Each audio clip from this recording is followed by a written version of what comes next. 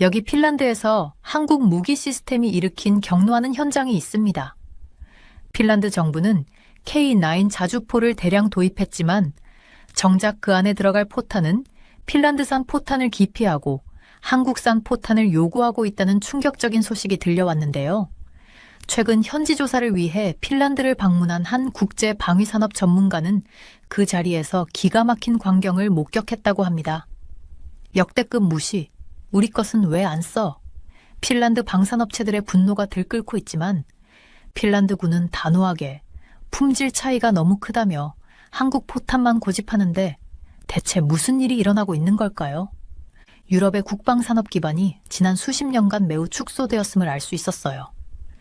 제 이름은 자렌 블릭스턴이에요. 국제방위산업분석협회의 수석연구원으로 25년간 세계 방산시장의 변화를 지켜봤었습니다. 최근 유럽에서 일어나고 있는 군수물자 위기를 여러 각도에서 분석하는 것이 제 임무였어요. 핀란드 정부가 155mm 포탄을 모라프체 합작회사에서 대량으로 주문했다는 사실이 알려졌을 때 저는 이것이 그냥 무기를 사는 것이 아니라 세계 방산 시장이 크게 바뀌고 있다는 신호라고 직감했었어요. 그동안 저는 유럽의 군수산업 기반이 얼마나 약해졌는지 여러 번 경고했었지만 우크라이나 전쟁이 시작되기 전까지는 아무도 그 심각성을 깨닫지 못했었죠. 품귀 현상이 일어나면서 포탄 값이 하늘을 찌르듯이 올라가고 있었어요. 우크라이나 전쟁 이후 유럽과 미국이 우크라이나를 돕기 위해 갖고 있던 포탄을 다 써버리면서 전 세계적으로 포탄이 부족해졌었습니다. 제가 모은 자료에 따르면 지금 포탄 가격은 전쟁 전보다 최소 5배에서 최대 10배까지 올랐었어요. 이건 단순히 가격이 오른 게 아니라 세계 안보에 큰 변화를 의미했었죠. 제가 특히 주목한 키워드는 포탄 부족 현상, 우크라이나 전쟁, 나토였어요. 이런 현상은 예전에도 있었지만 지금의 규모와 심각성은 전에 없던 수준이었습니다. 특히 미국 국제전략문제연구소 CSIS의 최근 보고서는 제 걱정이 맞았다는 것을 확인시켜 주었어요. K9은 유럽을 넘어 세계 시장을 석권하고 있었어요. 북유럽 나라들이 마주한 군사적 어려움을 분석하면서 저는 흥미로운 패턴을 발견했었어요. 폴란드, 노르웨이, 에스토니아, 그리고 최근에는 핀란드까지 이 나라들 모두가 한국의 K9 자주포 시스템을 들여오고 있었죠. 현장에서 직접 K9의 성능을 시험해본 저는 왜 이 무기가 유럽 나라들에게 매력적인지 잘 이해하고 있었어요. 핀란드가 600문이 넘는 오래된 견인포를 K9으로 바꾸려는 계획은 단순히 무기를 현대화하는 것이 아니라 전략적인 선택이었습니다. 이는 노르웨이, 핀란드, 발트 3국, 폴란드로 이어지는 통합 방어선을 만드는 핵심 요소였어요. 핀란드는 1340km에 달하는 국경을 러시아와 맞대고 있는 나라로 우크라이나와 러시아 간의 종전협정 결과에 따라 접경지는 더 늘어날 것으로 보였어요. K9 자주포, 155mm 포탄, 러시아의 위협, 유럽 방어선, 이 모든 것이 서로 깊이 연결되어 있었습니다. 제 분석에 따르면 이는 냉전 이후 유럽 방위체계의 가장 중요한 재편이었어요. 대한민국의 포탄 생산 능력은 다른 어떤 나라와 비교해도 독보적이었어요. 포탄 부족 문제를 해결하기 위해 미국과 유럽이 한국에 도움을 요청했다는 소식을 들었을 때 저는 이미 그 이유를 알고 있었습니다. 제 계산에 따르면 한국은 한 달에 24만 발 이상의 포탄을 만들 수 있는 능력을 갖추고 있었어요. 이는 우크라이나가 한 달에 쓰는 포탄 양 9만 발보다 훨씬 많은 숫자였고 미국과 유럽이 공급할 수 있는 양 우크라이나 필요량의 12,10분의 10보다 훨씬 더 많았었죠. 과거 미국 방부의 말을 통해 대략적인 추정이 가능했었어요. 과거 우크라이나군의 포탄 부족 현상에 대해 미국 방성은 대한민국을 설득하는 데 성공한다면 41일 이내에 1550mm 포탄 33만 발을 전장에 투입할 수 있다고 언급했었습니다. 현장에서 폴란드 방산 관계자들과 만났을 때 그들이 한국에 연간 10만 발 규모의 포탄 생산 공장을 지어달라고 요청했다는 사실을 확인했었어요. 이는 단순한 무기 거래가 아니라 유럽 방위 산업의 근본적인 변화를 의미했었죠. 한국 포탄, 생산 능력, 국제 협력, 이 세 가지 키워드는 앞으로 수십 년간 세계 방산 시장의 모습을 결정할 것이었어요. 대한민국의 포탄 기술은 현재 미국을 앞섰다는 평가를 받고 있었어요. 한국이 155mm 사거리 연장 포탄 개발에 성공했다는 소식을 들었을 때 저는 바로 기술 자료를 검토했었습니다. 그 결과는 충격적이었어요. 한국의 새 포탄은 일반 155mm 포탄보다 사거리가 50% 늘어난 60km에 달했었죠. 이는 지금 있는 대부분의 포병 시스템 사거리를 훨씬 넘어서는 수치였습니다. K3형 탄약은 진공 공간을 없애는 설계로 사거리를 크게 늘렸는데요. 포탄이 발사돼서 떨어질 때까지 최대 30초 정도 뒤쪽으로 일정량의 가스를 뿜어내서 진공 공간을 채워버리는 원리였어요. 제가 직접 한국의 포탄 기술을 연구하면서 가장 인상적이었던 건 단지 사거리를 늘리는 데 그치지 않고 관측탄 같은 혁신적인 기술을 개발했다는 점이었습니다. 이 기술은 포탄 안에 자탄을 넣어 날아가는 중에 분리시켜 목표물에 대한 정보를 실시간으로 보내주는 거였어요. 제가 본 실험에서 이 기술은 단 한 번 쏘는 것만으로 목표물의 50%를 파괴하는 놀라운 효율성을 보여주었었죠. 사거리 연장 포탄, K307, 관측탄, 이 모든 것은 한국이 이제 그냥 물건 만드는 나라가 아니라 기술 혁신 국가로 성장했다는 의미였어요. 풍산은 지금 한국뿐만 아니라 서방을 대표하는 탄약 분야 챔피언이라 할 수 있었어요. 한국의 대표적인 탄약 생산 기업 풍산에 대한 제 조사 결과는 놀라웠습니다. 2008년 국내 방위산업체 처음으로 방산 수출 1억 달러를 넘은 후 풍산은 5.56mm 소총탄부터 227mm 다연장 로켓 탄의 탄두까지 다양한 제품을 개발하고 만들어 왔었어요. 폴란드가 요청한 탄약 공장이 다 지어지면 연간 생산량은 10만 발에 달해 라인메탈의 연간 생산량 7만 발을 쉽게 넘어설 것으로 보였어요. 유럽에서 직접 조사하면서 저는 풍산의 기술력과 생산 능력이 어떻게 폴란드, 스페인 같은 유럽 나라들에게 매력적인 파트너가 됐는지 이해할 수 있었습니다. 특히 폴란드는 풍산이 현지에 공장을 세워서 K9 자주포용 포탄과 K2 흑표 전차용탄을 안정적으로 공급해 주기를 바라고 있었어요. 풍산, 방산 수출, 현지 공장, 이 세 가지 키워드가 한국 방산이 세계로 뻗어나가는 전략의 핵심이었습니다. 라인메탈의 헝가리 공장은 정확히 대한민국 풍산의 제품군을 타격하고 있었어요. 한국 방산이 빠르게 성장하면서 독일 같은 기존 강국들의 반격을 불러일으켰었죠. 독일의 대표적인 방산기업 라인메탈은 헝가리의 탄약 공장을 사들이고 우크라이나 키이우에도 공장을 짓기로 계약했었어요. 제가 모은 정보에 따르면 이건 한국 풍산의 제품들을 직접 겨냥한 전략적 대응이었습니다. 방산 파워를 빼앗긴 독일의 반격이 매서운 가운데 대한민국은 미국의 빈자리를 채울 장기적인 해결책까지 자유서방 세계에 제안하고 있었어요. 미국의 맥앨리스터 탄약 공장 축소 계획과 유럽의 탄약 공장 증설 움직임은 세계 방산 시장의 구조적 변화를 보여주고 있었습니다. 제 분석에 따르면 앞으로 10년 동안 한국과 독일 사이의 경쟁이 세계 방산 시장의 주요 축으로 자리 잡을 것이었어요. 라인메탈, 탄약 공장, 방산 경쟁, 이 세 가지 키워드가 앞으로 세계 방산 시장이 어떻게 변할지 예측하는데 중요한 지표가 될 것이었습니다. 세계 방위산업 전문가로서 25년 동안 시장을 지켜봐온 제 결론은 분명했어요. 우리는 지금 냉전 이후 가장 중요한 방위산업 재편의 시대를 목격하고 있었습니다. 한국은 이제 단순히 방산 제품을 파는 나라가 아니라 세계 안보 구조에서 꼭 필요한 핵심적인 역할을 맡게 되었었어요. 우크라이나 전쟁이 만든 군수물자 위기는 앞으로도 계속될 것이고 이 과정에서 한국의 역할은 더욱 커질 것이었습니다.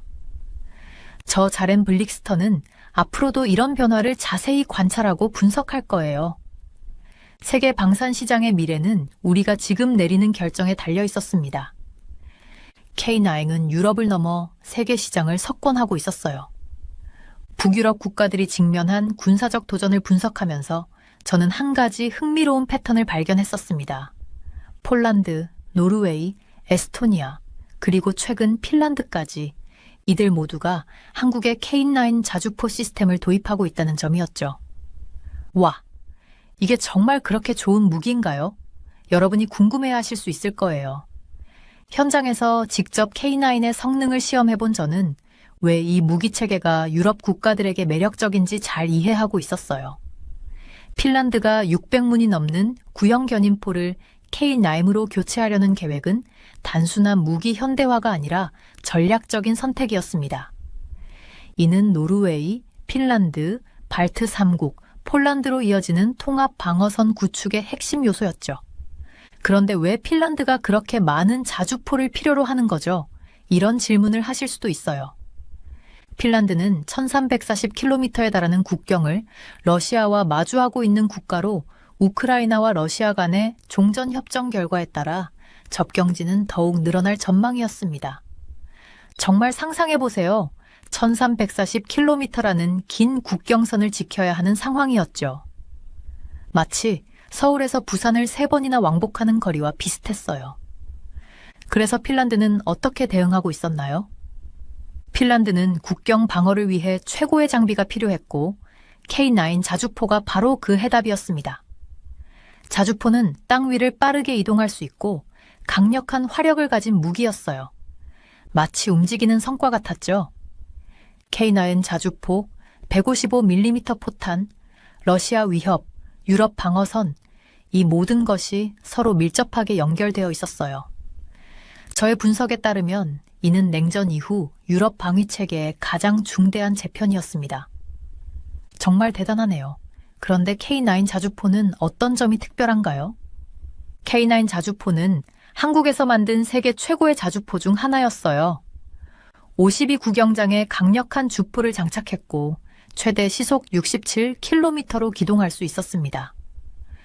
또한 완전 자동화된 사격 통제 시스템을 갖추고 있어 정확도가 매우 높았죠. 그럼 이 자주포가 어떻게 작동하는지 더 자세히 알려주세요. K9 자주포는 한 번에 여러 발의 포탄을 연속해서 발사할 수 있었어요. 이를 다중탄도 동시 착탄 기능이라고 했습니다. 쉽게 말하면 서로 다른 각도로 발사된 여러 발의 포탄이 거의 동시에 목표물에 떨어지는 거였죠. 적이 대피할 시간도 없었어요. 와, 정말 대단한데요. 그런데 왜 다른 나라들이 자기 나라 자주포를 쓰지 않고 한국 것을 사용하는 건가요? 좋은 질문이에요. 유럽 국가들은 오랫동안 자체 방산 제품을 사용해왔습니다. 하지만 우크라이나 전쟁 이후 상황이 달라졌었어요. 그들은 빠르게 군사력을 증강해야 했고 K9은 이미 검증된 성능과 즉시 생산 가능한 장점이 있었습니다. 핀란드에 이어 폴란드도 한국의 K9을 대량으로 도입하고 있었습니다. 그들은 이미 212대의 K9을 주문했고 향후 추가 주문도 계획하고 있었죠. 북유럽과 동유럽을 여행하면서 저는 이 지역의 방위 계획이 어떻게 변화하고 있는지 직접 목격했었어요. 특히 인상적이었던 것은 이 국가들이 단순히 무기를 구매하는 것이 아니라 통합된 방어 체계를 구축하고 있다는 점이었습니다. 그렇다면 이런 변화가 세계 방산 시장에 어떤 영향을 미치고 있었나요? 오랜 시간 동안 미국과 유럽 국가들이 주도해온 세계 방산 시장에 한국이 강력한 경쟁자로 등장했었어요. K9 자주포의 성공은 단지 시작에 불과했습니다. 한국의 K2 전차, KF-21 전투기, K번 고수호 곡사포 등 다양한 무기 체계가 세계 시장에서 주목받고 있었죠. 저는 이것이 단순한 무기 판매가 아니라 세계 안보 지형의 변화를 의미한다고 생각했습니다. 한국은 이제 글로벌 방산 강국으로 자리매김하고 있었어요. K9 자주포의 세계적 확산은 미래 전쟁에 대비하는 방식에도 영향을 미치고 있었습니다. 과거에는 전차나 보병이 주도하는 전투가 중심이었다면 이제는 장거리 정밀 타격 능력이 더 중요해지고 있었죠. K9은 바로 이런 변화에 완벽하게 부합하는 무기 체계였어요. 그럼 K9 자주포의 미래는 어떻게 될까요? 한국 방산업체들은 이미 다음 세대의 K9을 개발하고 있었습니다. 무인화, 인공지능 기반 사격 통제 시스템, 더 강력한 엔진과 같은 기술을 적용할 계획이었죠. 미래의 K9은 지금보다 더 빠르고 더 정확하고 더 치명적인 무기가 될 것이었어요. 저는 냉전 이후 가장 중요한 방위산업의 변화를 목격하고 있었습니다. 한국의 K9 자주포는 이제 단순한 무기가 아니라 세계 안보의 새로운 축을 형성하고 있었어요. 유럽에서 한국 무기의 확산은 우리가 알고 있던 세계 질서의 변화를 의미했습니다. 이제 한국은 단순한 무기 생산국이 아니라 글로벌 안보의 핵심 축으로 자리매김하고 있었어요. 그리고 K9 자주포는 이 변화의 선두에 서 있었습니다. K9은 유럽을 넘어 세계 시장을 석권하고 있었어요. 북유럽 국가들이 직면한 군사적 도전을 분석하면서 저는 한 가지 흥미로운 패턴을 발견했었습니다. 폴란드, 노르웨이, 에스토니아, 그리고 최근 핀란드까지 이들 모두가 한국의 K9 자주포 시스템을 도입하고 있다는 점이었죠. 와, 이게 정말 그렇게 좋은 무기인가요? 여러분이 궁금해 하실 수 있을 거예요. 현장에서 직접 K9의 성능을 시험해본 저는 왜 이 무기 체계가 유럽 국가들에게 매력적인지 잘 이해하고 있었어요. 핀란드가 600문이 넘는 구형 견인포를 K9으로 교체하려는 계획은 단순한 무기 현대화가 아니라 전략적인 선택이었습니다. 이는 노르웨이, 핀란드, 발트 3국, 폴란드로 이어지는 통합 방어선 구축의 핵심 요소였죠. 그런데 왜 핀란드가 그렇게 많은 자주포를 필요로 하는 거죠? 이런 질문을 하실 수도 있어요. 핀란드는 1340km에 달하는 국경을 러시아와 마주하고 있는 국가로 우크라이나와 러시아 간의 종전 협정 결과에 따라 접경지는 더욱 늘어날 전망이었습니다. 정말 상상해 보세요. 1340km라는 긴 국경선을 지켜야 하는 상황이었죠. 마치 서울에서 부산을 3번이나 왕복하는 거리와 비슷했어요. 그래서 핀란드는 어떻게 대응하고 있었나요? 핀란드는 국경 방어를 위해 최고의 장비가 필요했고 K9 자주포가 바로 그 해답이었습니다. 자주포는 땅 위를 빠르게 이동할 수 있고 강력한 화력을 가진 무기였어요. 마치 움직이는 성과 같았죠. K9 자주포, 155mm 포탄, 러시아 위협, 유럽 방어선, 이 모든 것이 서로 밀접하게 연결되어 있었어요. 저의 분석에 따르면 이는 냉전 이후 유럽 방위체계의 가장 중대한 재편이었습니다. 정말 대단하네요. 그런데 K9 자주포는 어떤 점이 특별한가요? K9 자주포는 한국에서 만든 세계 최고의 자주포 중 하나였어요. 52 구경장에 강력한 주포를 장착했고 최대 시속 67km로 기동할 수 있었습니다. 또한 완전 자동화된 사격 통제 시스템을 갖추고 있어 정확도가 매우 높았죠. 그럼 이 자주포가 어떻게 작동하는지 더 자세히 알려주세요. K9 자주포는 한 번에 여러 발의 포탄을 연속해서 발사할 수 있었어요. 이를 다중 탄도 동시 착탄 기능이라고 했습니다. 쉽게 말하면 서로 다른 각도로 발사된 여러 발의 포탄이 거의 동시에 목표물에 떨어지는 거였죠. 적이 대피할 시간도 없었어요. 와, 정말 대단한데요. 그런데 왜 다른 나라들이 자기 나라 자주포를 쓰지 않고 한국 것을 사용하는 건가요? 좋은 질문이에요. 유럽 국가들은 오랫동안 자체 방산 제품을 사용해 왔습니다. 하지만 우크라이나 전쟁 이후 상황이 달라졌었어요. 그들은 빠르게 군사력을 증강해야 했고 K9은 이미 검증된 성능과 즉시 생산 가능한 장점이 있었습니다. 핀란드에 이어 폴란드도 한국의 K9을 대량으로 도입하고 있었습니다. 그들은 이미 212대의 K9을 주문했고 향후 추가 주문도 계획하고 있었죠. 북유럽과 동유럽을 여행하면서 저는 이 지역의 방위 계획이 어떻게 변화하고 있는지 직접 목격했었어요. 특히 인상적이었던 것은 이 국가들이 단순히 무기를 구매하는 것이 아니라 통합된 방어 체계를 구축하고 있다는 점이었습니다. 그렇다면 이런 변화가 세계 방산 시장에 어떤 영향을 미치고 있었나요? 오랜 시간 동안 미국과 유럽 국가들이 주도해온 세계 방산 시장에 한국이 강력한 경쟁자로 등장했었어요. K9 자주포의 성공은 단지 시작에 불과했습니다. 한국의 K2 전차, KF-21 전투기, K바움 545 곡사포 등 다양한 무기 체계가 세계 시장에서 주목받고 있었죠.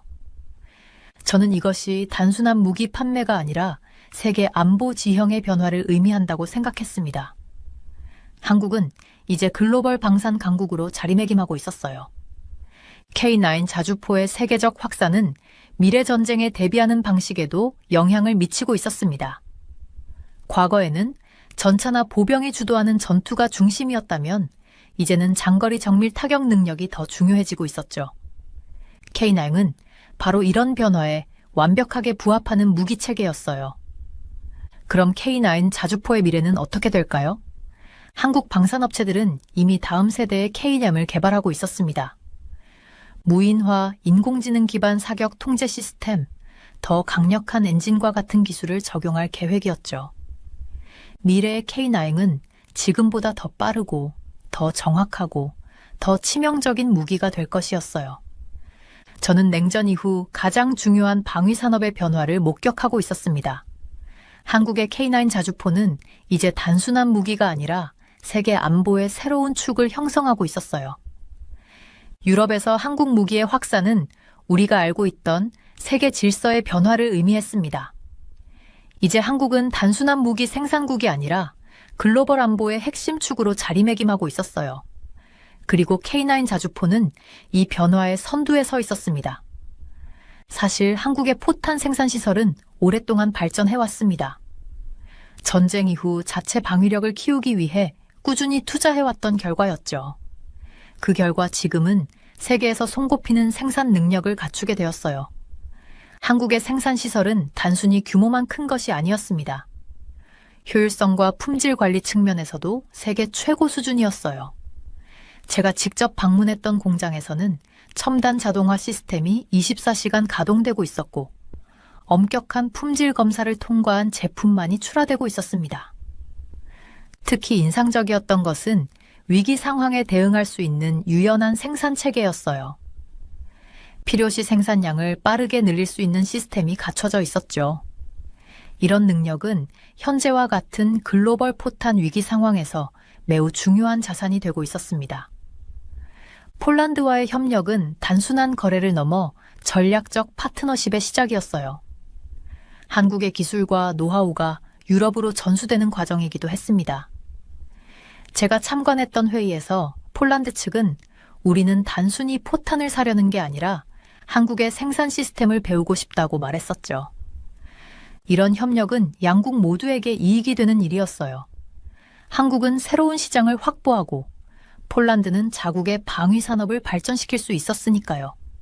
더 나아가 이는 나토 전체의 방위력 강화로 이어질 것이 분명했습니다.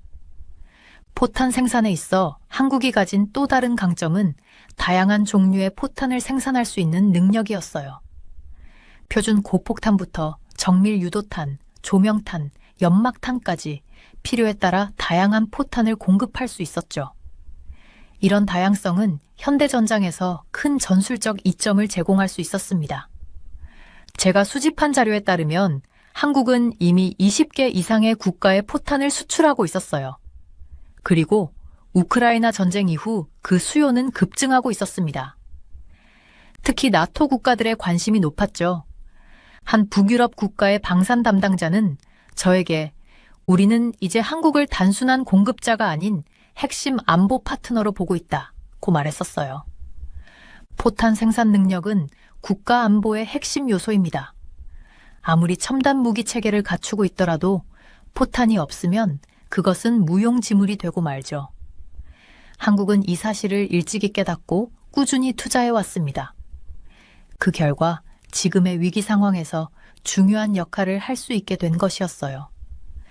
앞으로도 한국의 포탄 생산 능력은 계속해서 발전할 것으로 보입니다. 이미 여러 국가들과 함께 차세대 포탄 개발을 위한 연구를 진행하고 있었고 생산시설 확장도 계획하고 있었거든요. 한국이 지금의 포탄 위기를 해결하는 데 중요한 역할을 하게 된 것은 우연이 아니었습니다. 오랜 준비와 투자의 결과였죠. 그리고 이는 앞으로 세계 방산 시장에서 한국의 위상이 더욱 높아질 것임을 예고하고 있었어요. 대한민국의 포탄 기술은 현재 미국을 앞섰다는 평가를 받고 있습니다. 한국이 155mm 사거리 연장 포탄 개발에 성공했다는 소식을 들었을 때 저는 즉시 기술 자료를 검토했었어요. 그 결과는 정말 충격적이었습니다. 한국의 신형 포탄은 일반적인 155mm 포탄보다 사거리가 50% 증가한 60km에 달했었죠. 이건 지금 현존하는 대부분의 포병 시스템의 사거리를 크게 넘어서는 수치예요. K307 탄약은 진공 공간을 없애는 설계로 사거리를 크게 늘렸는데요. 포탄이 발사되어 착탄한 때까지 최대 30초 가량 후방구로 일정량의 가스를 분사함으로써 진공 공간을 채워버리는 원리입니다. 제가 직접 한국의 포탄 기술을 연구하면서 가장 인상적이었던 건 단순히 사거리를 늘리는 데 그치지 않고 관측탄과 같은 혁신적인 기술을 개발했다는 점이었어요. 이 기술은 포탄 내부에 자탄을 내장해 비행 중에 분리시켜서 표적에 대한 정보를 실시간으로 전송하는 거예요. 제가 참관했던 실험에서 이 기술은 단 한 번의 사격으로 목표물의 50%를 파괴하는 놀라운 효율성을 보여줬었습니다. 한국의 엔지니어들이 개발한 이 특별한 포탄은 정말 대단했어요. 이건 정말 게임 체인저네요. 제가 실험장에서 감탄했던 말이 아직도 생생해요. 포탄이 날아가는 모습을 직접 본 순간 미래 전장의 모습이 달라질 거라고 확신했었죠. 이 기술로 적의 위치를 더 정확하게 파악할 수 있어요. 한국방산연구원이 저에게 설명해 주었어요. 관측탄은 눈과 귀 역할을 하면서 동시에 타격도 가능하죠. 사거리 연장 포탄의 비행 경로를 분석하면서 저는 놀라움을 감출 수 없었어요. 일반 포탄은 포물선을 그리며 날아가지만 K307은 마치 미사일처럼 비행하면서도 포탄의 장점을 모두 가지고 있었습니다. 우와, 이건 정말 혁명적인데요. 제가 실험 데이터를 보면서 감탄했었죠. 한국팀은 미소를 지으며 더 놀라운 사실을 알려줬어요. 이 기술은 기존 포탄 생산 라인에서 약간의 수정만으로 만들 수 있어요. 대량 생산이 쉽고 비용도 크게 늘지 않죠. 저는 바로 노트북을 꺼내 계산을 해봤어요. 이 포탄 하나가 적진지 여러 곳을 동시에 공격할 수 있다면 실제 전투에서는 필요한 포탄 수량이 크게 줄어들겠네요. 정확합니다. 연구원이 답했어요. 일반 포탄의 3분의 1 정도만 있어도 같은 효과를 낼 수 있죠. 이건 단순한 무기 개량이 아니라 완전히 다른 차원의 기술이었어요. 저는 이 기술이 실전에 배치되면 어떤 영향을 미칠지 생각하며 밤새 보고서를 작성했었습니다. 다음 날 저는 K307 포탄의 또 다른 테스트에 참관했어요. 이번에는 악천후 속에서의 성능을 확인하는 실험이었죠. 비바람이 불어도 정확도가 거의 떨어지지 않아요. 연구원이 자랑스럽게 말했어요. 실제로 비가 쏟아지는 상황에서도 표적에서 불과 3m 이내에 정확히 착탄했었습니다. 포탄이 날아가는 소리가 귀에 울렸어요. 슈잉 하고 공기를 가르는 소리, 그리고 쾅 하는 폭발음. 전통적인 포탄과는 확실히 달랐어요. 더 빠르고 더 정확하고 더 치명적이었습니다. 제가 놀란 것은 기술 자체만이 아니었어요. 한국이 이 기술을 개발하고 완성하는 데 걸린 시간도 매우 인상적이었습니다. 이 프로젝트를 시작한 지 얼마나 됐나요? 제가 물었었죠. 불과 5년이요. 프로젝트 책임자가 대답했어요. 미국이나 유럽은 보통 이런 개발에 10년 이상 걸리죠. 사거리 연장 포탄, K307, 관측탄, 이 모든 것은 한국이 이제 단순한 제조국이 아니라 기술 혁신 국가로 성장했음을 의미했어요. 저는 이 기술이 세계 방산 시장에 어떤 충격을 줄지 이미 예상할 수 있었습니다. 세계는 한국의 기술적 도약을 아직 제대로 인식하지 못하고 있어요. 제가 동료 분석가에게 말했었죠. 하지만 곧 모두가 알게 될 겁니다. 포탄 하나가 세계 질서를 바꿀 수 있을까요? 제가 한국의 기술 현장을 떠나며 스스로에게 던진 질문이었어요. 그리고 그 답은 그렇다였습니다. 한국의 이 혁신적인 포탄 기술은 단순한 무기가 아니라 세계 안보 구조의 판도를 바꿀 게임 체인저였어요. 풍산은 현재 한국뿐만 아니라 서방을 대표하는 탄약 분야 챔피언이라 할 수 있어요. 한국의 대표적인 탄약 생산 기업 풍산에 대한 조사 결과는 정말 놀라웠어요. 2008년 국내 방위산업체 최초로 방산 수출 1억 달러를 돌파한 이후 풍산은 5.56mm 소총탄부터 227mm 다연장 로켓탄의 탄두에 이르기까지 정말 다양한 제품군을 개발하고 있었습니다. 폴란드가 요청한 탄약 공장이 완공되면 연간 생산량은 10만 발에 달해 라인메탈의 연간 생산량 7만 발을 가볍게 뛰어넘을 전망입니다. 저는 유럽 내 현지 조사를 통해 풍산의 기술력과 생산 능력이 어떻게 폴란드, 스페인 등 유럽 국가들에게 매력적인 파트너가 되었는지 이해할 수 있었어요. 특히 폴란드의 경우 풍산의 현지 공장 설립을 통해 K9 자주포용 곡사포탄과 K2 흑표 전차용 전차탄의 안정적인 공급을 기대하고 있었죠. 풍산, 방산 수출, 현지 공장, 이 세 가지 키워드가 한국 방산의 세계화 전략의 핵심이었습니다. 폴란드와의 협력은 단순한 무기 판매가 아니라 진정한 기술적 파트너십이었어요. 풍산의 엔지니어들이 폴란드 현지에서 기술을 전수하고 있었고, 이는 유럽의 방위산업 지형을 완전히 바꾸고 있었습니다. 저는 현장에서 풍산의 생산 라인을 직접 보았어요.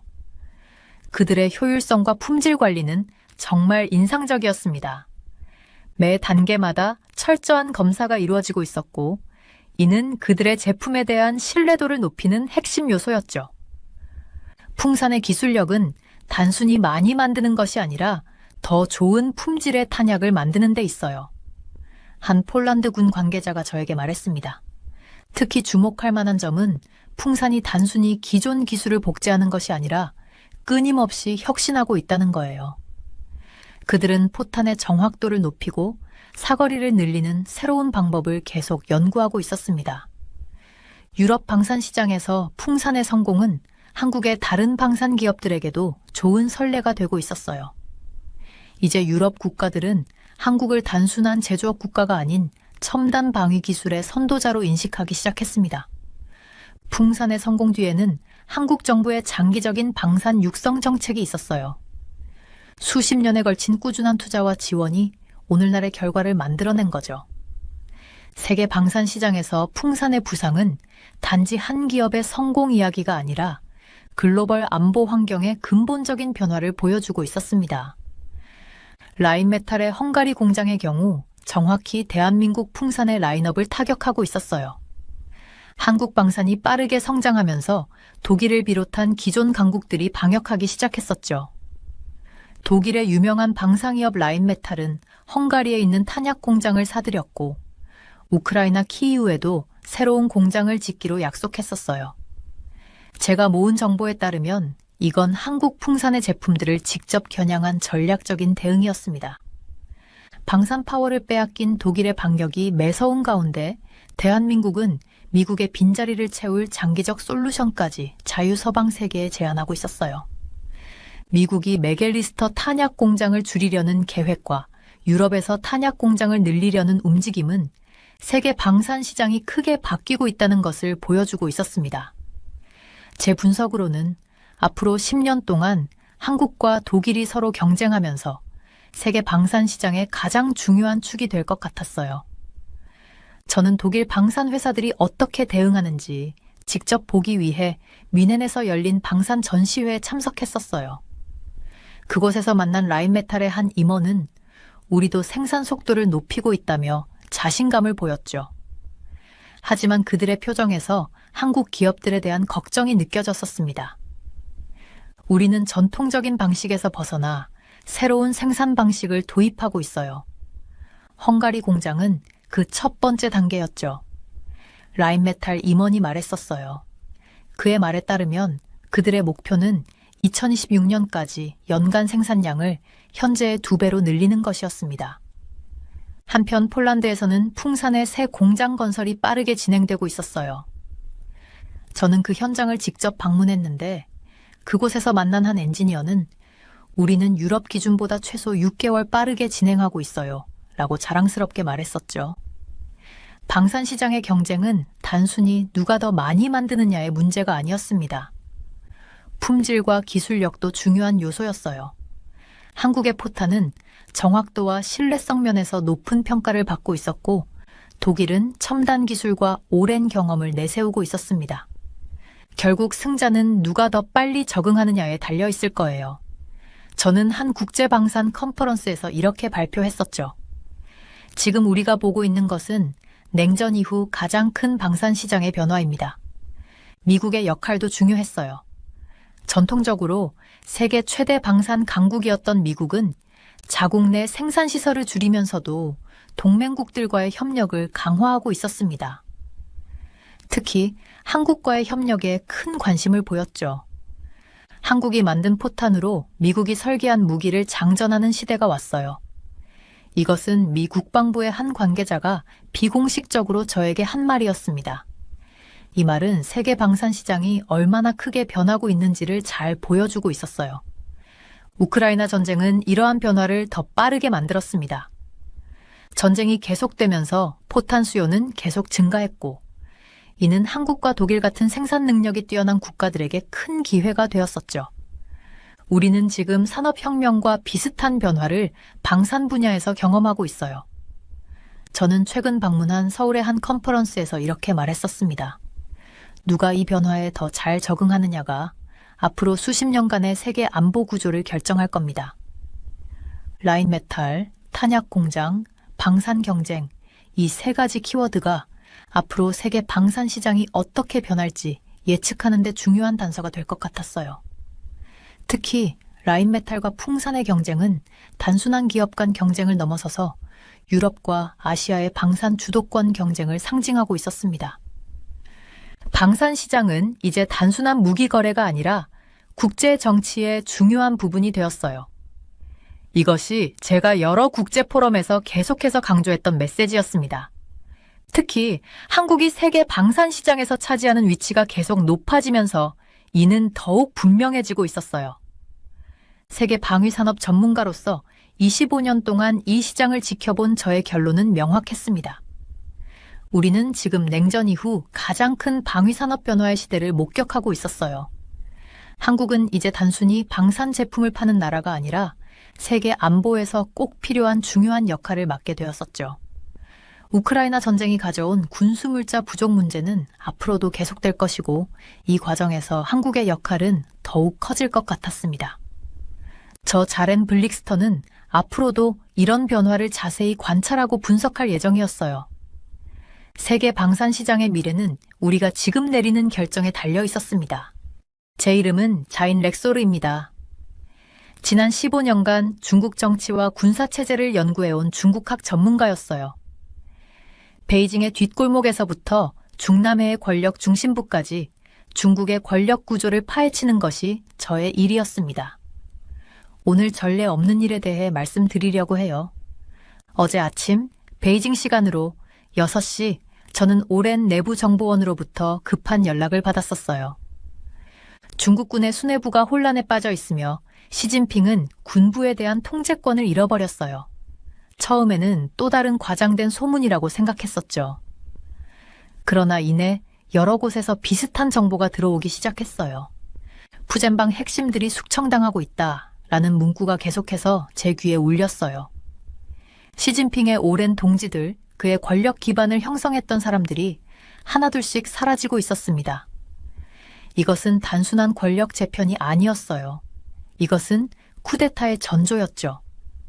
이게 정말 사실일까요? 저는 혼잣말로 중얼거렸어요.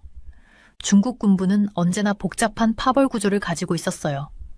하지만 지금의 분열은 역사상 유례없는 수준이었습니다.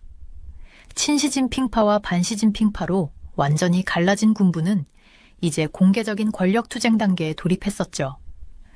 제가 수집한 정보에 따르면 시진핑의 권력 통치가 허물어지고 있었고 군부 내에서 그의 명령은 더 이상 절대적이지 않았습니다. 이런 일이 일어날 거라고 예상하셨나요? 제 조수가 물었어요. 아니, 이 정도로 빨리 진행될 줄은 몰랐어. 저는 솔직하게 대답했었죠. 하웨이 등.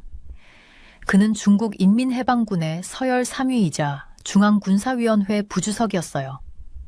시진핑의 충복으로 알려진 그가 지난 3월 11일 전국 인민대표대회 폐막식 이후 공개석상에서 완전히 사라졌었습니다. 하웨이 등이 조사를 받고 있으며 이미 직위에서 해임되었다라는 보도가 미국 정보기관을 통해 흘러나왔어요. 중국 국방부는 이를 부인했지만 제 정보망은 다른 이야기를 전해주고 있었죠. 그는 지난 3월 11일 전인데 해산 후 연행되었고 심장마비를 일으켜 300일 병원에 구금 상태로 있습니다. 제 정보원 중 하나가 전해준 말이었어요. 300일 병원은 중국 공산당 최고 관리들을 치료하는 전용 병원이에요. 하지만 지금 하웨이 등에게는 치료보다 감시가 더 중요한 목적인 것 같았습니다. 정말 믿기 힘든 일이네요. 저는 충격을 감추지 못했어요. 그뿐만이 아니었습니다. 마오야 중국 중앙군사위원회 위원 정치공작부 주임도 숙청됐어요.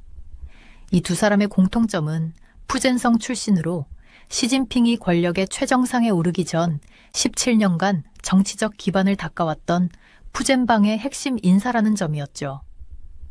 저는 이 정보를 확인하기 위해 밤을 새워 연락망을 가동했었어요. 그리고 더 충격적인 사실을 알게 되었습니다. 동부정우 사령관 린 린상도 대만 해협 전투 계획을 유출한 혐의로 체포되었다는 것이었죠. 이제 분명해졌어요. 이것은 체계적인 숙청이었습니다. 이건 단순한 인사교체가 아니에요. 시진핑의 권력 기반이 무너지고 있는 거예요. 저는 제 조수에게 말했었죠. 제가 중국 정치를 연구하면서 가장 흥미롭게 지켜봤던 인물이 바로 시진핑이었어요. 그는 2012년 최고 지도자로 올랐을 때 군부와의 교류가 거의 없었습니다. 그래서 군부에 대한 통제력을 확보하는데 많은 노력을 기울였었죠. 시진핑은 초기에 군부를 인정하면서 함께 윈윈하는 방향으로 나갔지만 2기를 넘어서 3기 그리고 사실상 영구 집권으로 나가면서 자신감도 붙었고 그래서 군부를 확실하게 내 손에 넣겠다 하는 통제 조치들을 단행하기 시작했습니다.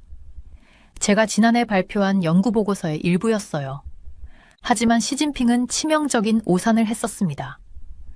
중국의 군부가 몇 사람 숙청한다고 해서 분위기가 시진핑 쪽으로 흘러가지 않는다는 것을 간과한 것이었죠. 중국 군부의 인맥은 뿌리가 깊고 복잡하게 얽혀 있었어요. 단순한 숙청으로는 통제할 수 없는 구조였습니다. 시진핑이 군부를 너무 얕보고 있었군요. 제 조수의 말에 저는 고개를 끄덕였어요. 시진핑은 부패 척결이라는 명목으로 자신과 소원한 군부 인사들을 숙청하기 시작했지만 이는 도리어 군부 전체의 반발을 불러일으켰어요. 반 시진핑파가 시진핑의 충성파들을 숙청하고 있다라는 상황이 전개된 것이었죠. 이제 사냥꾼이 사냥감이 되는 역설적인 상황이 펼쳐지고 있었습니다. 역사는 반복되는군요. 저는 중얼거렸어요. 이 모든 혼란 속에서 한 인물이 부상하고 있었습니다. 바로 장유샤였어요. 저는 그를 오래전부터 주시해 왔었죠. 그는 표면적으로는 시진핑의 충성을 표하면서도 내부적으로는 자신만의 세력을 키워왔어요. 제 정보에 따르면 장유샤는 인민해방군보의 시진핑의 단일지도 체제가 아닌 집단지도 체제를 통해 군부를 이끌어 가야 한다는 기사를 게재하도록 했었습니다. 이는 사실상 시진핑에 대한 공개적 도전이었죠. 만약 시진핑이 군을 장악하고 있다면 도저히 상상할 수 없는 일이에요. 미국, 중국 전문가 고든창의 분석이 맞았어요. 장유샤가 주도하여 시진핑을 향해 사실상의 반란을 일으킨 것이었습니다. 저는 베이징의 외곽에 있는 한 찻집에서 오랜 군부 관계자를 만났었어요. 그는 제게 속삭였습니다. 장유샤의 권력이 커지고 있어요. 이미 중국 군부 구조가 시진핑 일파가 몰락하고 장유샤 측근들이 장악하고 있어요. 시진핑의 어떤 명령도 제대로 먹히지 않을 거예요. 그렇게 심각한 상황인가요? 저는 놀라움을 감추지 못했어요. 네, 더 심각할 수도 있어요. 그는 조용히 말했었죠. 군부의 핵심 파벌들이 시진핑의 통치에 극심한 불만을 품고 있다는 것은 명백했습니다. 그리고 이제 그들은 행동으로 옮기고 있었어요. 시진핑이 직면한 위기는 심각했었죠. 저는 그가 어떤 선택을 할지 고민했어요. 역사적으로 볼 때 내부 위기에 직면한 지도자들은 종종 외부의 적을 만들어 국내 문제를 덮으려 했었습니다. 시진핑이 자신의 권력 관련 실존적 위기를 맞게 되면 현상을 타파하기 위해 대만과의 전쟁을 벌일 수도 있어요. 이는 여러 중국 전문가들이 우려하는 시나리오였었죠. 정말 그렇게 될까요? 제 조수가 물었어요. 가능성은 있지만 저는 말을 멈췄습니다. 그러나 현재 상황에서 이러한 전략이 효과적일지는 의문이었어요. 군부가 이렇게 분열돼 있는 상황에서 시진핑이 전쟁을 일으키려고 해도 군부가 이 명령을 거부할 가능성이 높았었죠. 제 분석으로는 시진핑의 대만 전쟁 명령은 오히려 군부의 완전한 반란으로 이어질 수 있었어요. 그것은 시진핑에게 정치적 자살 행위나 다름없었습니다. 대만 국방연구소의 선명시 연구원과 나눈 대화에서도 이 점이 확인되었었죠. 이미 중국 군부 구조가 시진핑 일파가 몰락하고 장유샤 측근들이 장악하고 있어요. 장유샤의 권력이 커지고 있는 상황에서 시진핑의 어떤 명령도 제대로 먹히지 않을 거예요. 중국의 미래는 어떻게 될까요? 제 조수가 물었어요. 지금 중국에서 벌어지고 있는 일은 단순한 권력 투쟁을 넘어섰습니다. 이것은 중국의 미래 방향을 결정할 역사적 전환점이었어요. 시진핑의 권력 통치가 허물어지고 있다는 것은 명백해 보였죠. 하지만 그 이후에 어떤 체제가 등장할지는 여전히 불투명했습니다. 군부가 주장하는 집단지도 체제가 자리 잡을까요? 아니면 장유샤와 같은 새로운 강력한 지도자가 등장할까요? 또 다른 가능성은 중국 공산당 내부의 다른 파벌이 부상하는 것이었죠.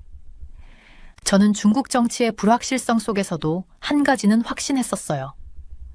중국 군부의 대분열과 친시진핑파의 숙청은 중국 정치 역사의 새로운 장을 열고 있다는 점이었습니다. 이제 중국은 시진핑 이후의 시대를 준비하고 있다라고 말하기에는 아직 이르지만 분명한 것은 중국 권력 구조의 근본적인 변화가 일어나고 있다는 점이었어요.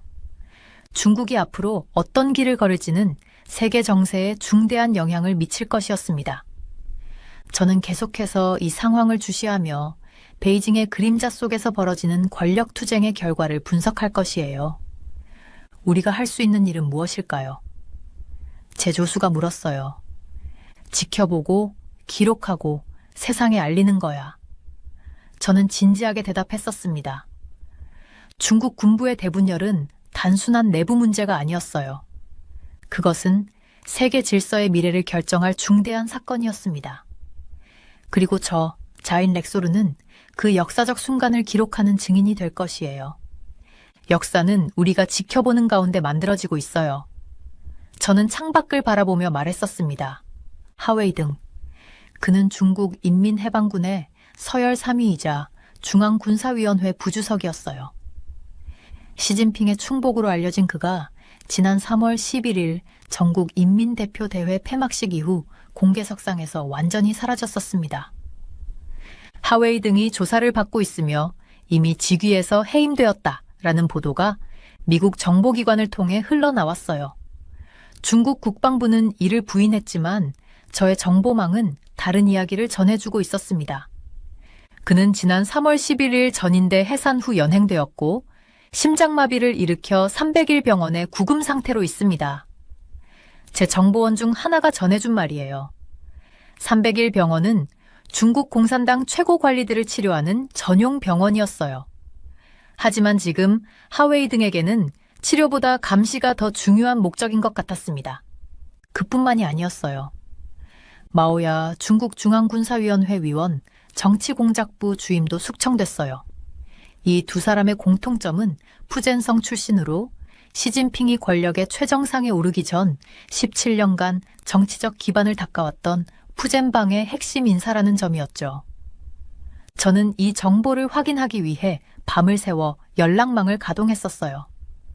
그리고 더 충격적인 사실을 알게 되었습니다.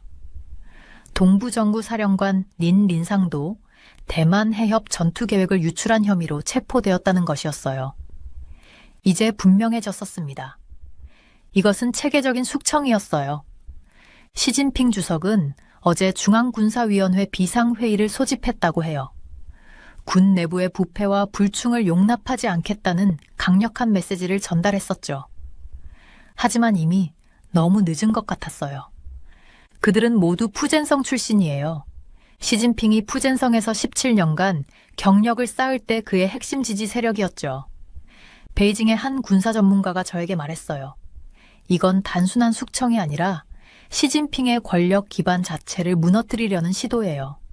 저는 홍콩의 한 카페에 앉아 내 노트북에 이 모든 정보를 정리하고 있었어요. 갑자기 한 통의 전화가 걸려왔습니다. 내 오랜 정보원 중 하나였어요. 혹시 장 웨이민에 대해 들어봤나요? 그가 물었었어요. 중국군 로켓군 사령관 아닌가요? 제가 대답했죠. 그도 사라졌어요. 어제부터 연락이 두절됐어요. 그의 목소리가 떨렸습니다. 로켓군은 중국의 핵미사일을 담당하는 핵심 군사력이었어요. 그 수장이 사라졌다는 것은 심각한 의미를 가지고 있었습니다. 저는 즉시 다른 정보원들에게 연락을 취했어요. 하지만 아무도 확실한 정보를 가지고 있지 않았었죠. 단지 베이징 서쪽 군사지역에 특별한 움직임이 감지되고 있다는 것만 알 수 있었어요. 어쩌면 이건 시진핑이 군부를 장악하기 위한 마지막 시도일 수도 있어요. 한 정보원이 말했었습니다. 하지만 그가 이길 가능성은 점점 줄어들고 있어요. 중국의 국영 언론들은 이 모든 사건에 대해 침묵하고 있었어요. 신화통신과 인민일보는 평소처럼 경제 발전과 시진핑의 위대한 리더십에 대한 기사만 내보내고 있었죠. 하지만 인터넷에서는 이미 소문이 퍼지기 시작했습니다. 하웨이 등의 가족들이 모두 가택연금 상태라고 해요. 위챗에 올라온 한글이 삭제되기 전에 제가 캡처했었어요. 마오야의 비서 3명이 자살했다는 소문이 있어요. 또 다른 메시지였습니다.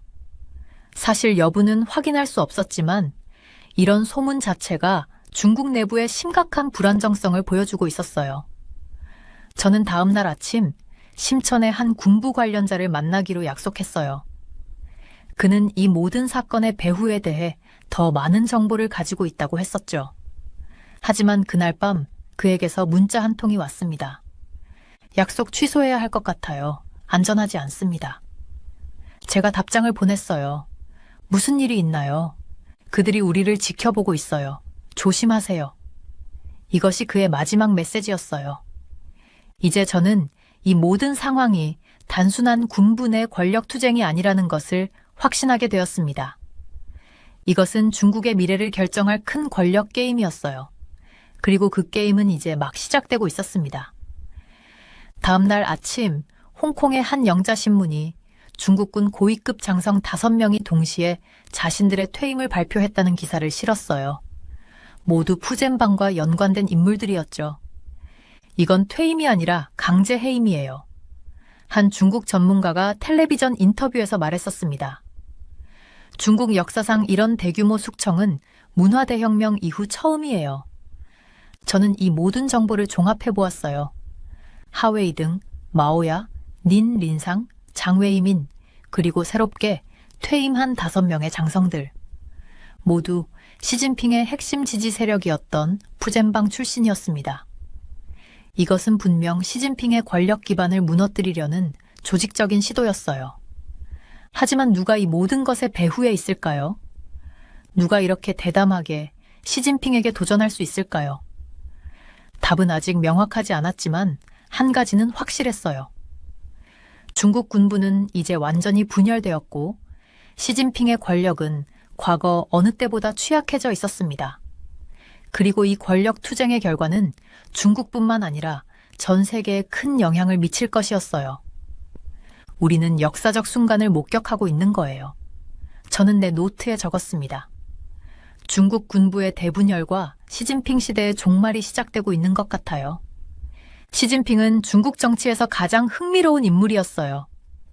2012년 최고 지도자로 올랐을 때 그는 군부와의 교류가 거의 없었습니다. 그래서 군부에 대한 통제력을 확보하는데 엄청난 노력을 기울였었죠. 시진핑은 초기에 군부를 인정하면서 함께 윈윈하는 방향으로 나갔지만 2기를 넘어서 3기, 그리고 사실상 영구 집권으로 나가면서 자신감도 붙었고 그래서 군부를 확실하게 내 손에 넣겠다 하는 통제 조치들을 단행하기 시작했습니다. 저는 지난해 이런 내용의 연구 보고서를 발표했었어요. 하지만 시진핑은 치명적인 오산을 했습니다. 몇 사람 숙청한다고 해서 중국 군부의 분위기가 시진핑 쪽으로 흘러가지 않는다는 것을 간과했었죠. 중국 군부의 인맥은 뿌리가 깊고 복잡하게 얽혀 있어요. 단순한 숙청으로는 통제할 수 없는 구조였습니다. 저기 봐요. 다시 한번 군장성을 숙청했네요. 베이징에서 만난 제 오랜 정보원이 속삭였어요. 이번에는 시 주석의 친구였던 장성인데 도대체 무슨 일이 벌어지고 있는 건지 군부 내 긴장감은 날로 고조되고 있었습니다. 복도에서 나누는 대화도 점점 더 조심스러워졌고 회의실 문은 항상 굳게 닫혀 있었어요. 저는 이런 변화를 지켜보며 무언가 큰 일이 일어날 것임을 직감했었죠. 군부에서는 지금 뭐라고들 해요? 제가 물었어요. 정보원은 주위를 살피더니 낮은 목소리로 대답했습니다. 아무도 큰 소리로 말하지 않아요. 하지만 모두 알고 있죠. 시진핑이 너무 멀리 갔다는 것을. 시진핑은 부패 척결이라는 명목으로 자신과 소원한 군부 인사들을 숙청하기 시작했지만 이는 도리어 군부 전체의 반발을 불러일으켰어요. 시진핑의 부패와의 전쟁이 이제는 충성 테스트가 되었다라고 한 서방 분석가의 말이 귓가에 맴돌았습니다. 반시진핑파가 시진핑의 충성파들을 숙청하고 있어요. 또 다른 정보원에게서 받은 메시지였습니다. 이제 사냥꾼이 사냥감이 되는 역설적인 상황이 펼쳐지고 있었어요. 저는 베이징의 한 조용한 공원 벤치에 앉아 생각에 잠겼습니다. 시진핑은 자신의 힘을 과신했어요. 그는 군부를 자신의 뜻대로 움직일 수 있다고 생각했지만 현실은 달랐습니다. 시 주석이 생각하는 것보다 군부는 훨씬 복잡해요. 세력 관계, 파벌, 개인적 충성도, 이건 단순히 명령으로 통제할 수 있는 게 아니에요. 제 중국 군사 전문가 친구가 말했었죠. 군부의 불만은 점점 더 표면화되고 있었습니다. 처음에는 작은 불복종으로 시작했어요. 회의에 늦게 오거나 보고서 제출을 지연시키거나 시진핑의 지시를 검토 중이라며 미루는 시기였죠. 하지만 점점 더 대담해졌습니다. 어떤 고위 장성들은 공개적으로 시진핑의 군사 전략에 의문을 제기하기 시작했어요. 대만에 대한 접근법이 너무 공격적이다. 남중국해에서의 확장이 너무 빠르다. 와 같은 비판이 나오기 시작했습니다. 군부는 시진핑이 너무 많은 전선에서 싸우려 한다고 생각해요. 그들은 더 신중한 접근을 원하죠. 한 분석가가 저에게 말했었어요. 시진핑의 최대 실수는 군부의 자존심을 건드린 것이었습니다. 중국 인민해방군은 항상 자신들을 중국 혁명의 수호자로 여겨왔어요. 그런데 시진핑이 그들을 마치 자신의 개인 군대처럼 대하기 시작했죠. 인민해방군은 당의 군대입니다. 한 사람의 군대가 아니에요. 이것은 군부 내에서 점점 더 자주 들리는 말이었습니다. 저는 상하이에서 열린 비공식 안보 포럼에 참석했었어요. 거기서 은퇴한 군 장성 한 명이 흥미로운 말을 했습니다. 우리는 시진핑이 아닌 중국을 위해 싸웁니다. 이 둘이 항상 일치하는 것은 아니죠. 이것은 매우 위험한 생각이었어요. 중국 공산당의 기본 원칙 중 하나는 당기 총을 지휘한다는 것입니다. 만약 군부가 당과 시진핑을 분리해서 생각하기 시작한다면 그것은 심각한 균열의 징조였죠. 베이징의 밤은 점점 더 어두워졌습니다. 저는 호텔 창문을 통해 도시의 불빛을 바라보며 생각했어요. 시진핑은 자신이 얼마나 위험한 게임을 하고 있는지 알까? 그의 권력 장악 시도는 역효과를 내고 있었습니다. 군부를 통제하려는 노력이 오히려 군부의 저항을 키우고 있었죠. 이것은 중국 정치의 근본적인 변화를 예고하는 신호였어요. 중국 권력의 핵심에서 무언가가 움직이고 있었습니다. 그리고 저는 그 변화의 한가운데 있었어요. 역사는 종종 조용히 시작됩니다.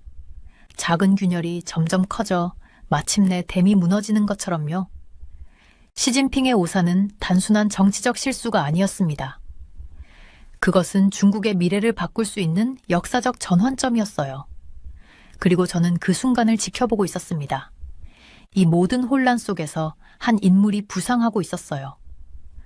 바로 장유샤였습니다. 저는 그를 오래전부터 주시해 왔었어요. 그는 표면적으로는 시진핑의 충성을 표하면서도 내부적으로는 자신만의 세력을 키워왔었죠. 장유샤는 정말 교활한 인물이에요. 제 베이징 정보원이 작은 목소리로 말했었어요. 겉으로는 시진핑의 충복인 척하면서 뒤에서는 자기 사람들을 전략적 요직에 배치해왔었죠. 저는 그의 말에 고개를 끄덕였습니다. 장유샤의 행보는 전형적인 중국 정치의 술수를 보여주고 있었어요. 기다림과 인내, 그리고 결정적 순간의 과감한 행동. 중국 고전 손자병법에 나오는 전략 그대로였습니다.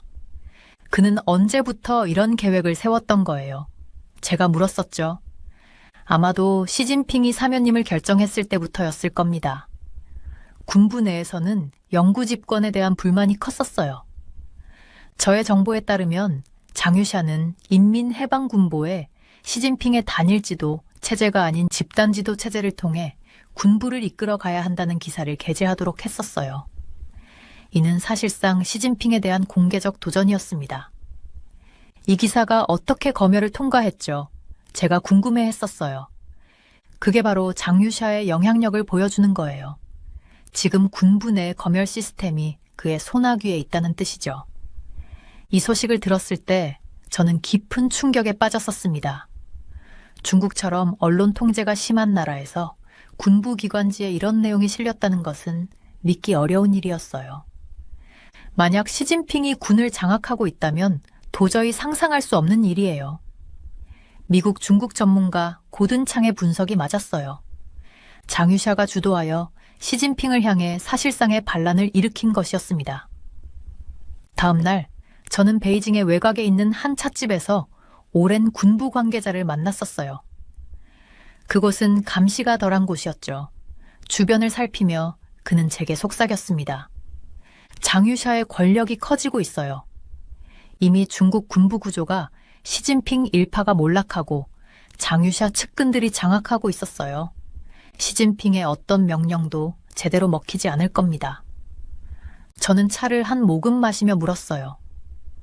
그럼 다음 수순은 뭐가 될까요? 그는 깊은 한숨을 내쉬었습니다. 아마도 시진핑을 명예직으로 밀어내고 실질적 권력은 장유샤가 쥐게 될 거예요. 공개적인 쿠데타는 없을 겁니다. 중국식 권력 이양은 늘 조용하게 이루어지니까요. 제가 이 정보를 분석하면서 알게 된 것은 장유샤가 단순히 권력을 탐하는 인물이 아니라는 점이었어요. 그는 중국의 방향성에 대한 나름의 비전을 가지고 있었습니다. 장유샤는 군부가 더 큰 자율성을 가져야 한다고 생각해요. 특히 대만 문제에 있어서요. 제 정보원이 말했었어요. 군부의 핵심 파벌들이 시진핑의 통치에 극심한 불만을 품고 있다는 것은 명백했어요.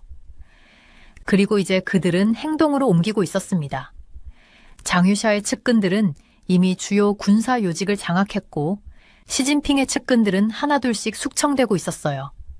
중국 인민해방군 내에서 시진핑에 대한 충성 맹세가 사라지고 있다는 소문이 있어요. 또 다른 정보원이 전화로 알려주었습니다. 저는 그 말에 깊이 생각했었어요. 중국 공산당에서 최고 지도자에 대한 충성 맹세는 상징적인 의미가 컸었죠. 그것이 사라진다는 것은 권력의 균열이 표면화되고 있다는 신호였습니다. 장유샤는 어떤 사람인가요? 그의 성격이나 리더십 스타일은요? 제가 물었어요. 그는 매우 조용하고 계산적이에요. 시진핑처럼 카리스마가 넘치는 지도자는 아니지만 전략가로서는 뛰어납니다. 그리고 무엇보다 군부의 신뢰를 얻고 있어요. 저는 장유샤의 부상이 중국뿐만 아니라 세계 정세에 어떤 영향을 미칠지 고민했었어요. 만약 그가 실권을 잡는다면 중국의 대외 정책, 특히 대만과 미국에 대한 태도가 어떻게 변할까요? 장유샤는 대만에 대해 더 강경한 입장을 가지고 있어요. 하지만 동시에 더 실용적이기도 해요. 그는 시진핑처럼 개인적 명예나 역사적 업적을 위해 무모한 행동을 하지는 않을 겁니다. 이 말은 저에게 약간의 안도감을 주었어요. 세계적인 긴장 상태에서 중국의 지도부가 실용적인 접근을 한다면 그것은 좋은 소식일 수 있었습니다. 하지만 동시에 우려도 컸었어요. 권력 이양 과정에서의 불안정성은 예측할 수 없는 결과를 낳을 수 있었으니까요. 중국 내부의 혼란이 외부로 표출될 가능성도 배제할 수 없었습니다. 저녁이 되자 저는 호텔 방으로 돌아와 수집한 정보들을 정리했어요. 창밖으로 베이징의 밤 풍경이 펼쳐졌습니다. 표면적으로는 평온해 보였지만 그 아래에서는 거대한 권력 투쟁이 일어나고 있었죠. 장유샤의 부상은 시진핑 시대의 종말을 의미할까요? 제가 노트에 적었었어요. 그 질문에 대한 답은 아직 명확하지 않았지만 한 가지는 확실했습니다. 중국은 변화의 기로에 서 있었고 장유샤는 그 변화의 중심에 있었어요. 시진핑이 직면한 위기는 정말 심각했어요. 저는 그가 어떤 선택을 할지 고민하고 있었습니다. 역사를 살펴보면 내부 위기에 직면한 지도자들은 종종 외부의 적을 만들어 국내 문제를 덮으려고 했었죠. 시진핑이 자신의 권력 관련 실존적 위기를 맞게 되면 현상을 타파하기 위해 대만과의 전쟁을 벌일 수도 있다. 이건 여러 중국 전문가들이 우려하고 있었던 시나리오였어요. 그런데 지금 상황에서는 이런 전략이 효과가 있을지 정말 의문이었습니다. 군부가 이렇게 심하게 분열되어 있는 상황에서 시진핑이 전쟁을 일으키려고 해도 군부가 이 명령을 거부할 가능성이 너무나 컸거든요. 제 분석으로는 시진핑의 대만 전쟁 명령은 오히려 군부의 완전한 반란으로 이어질 수도 있었어요.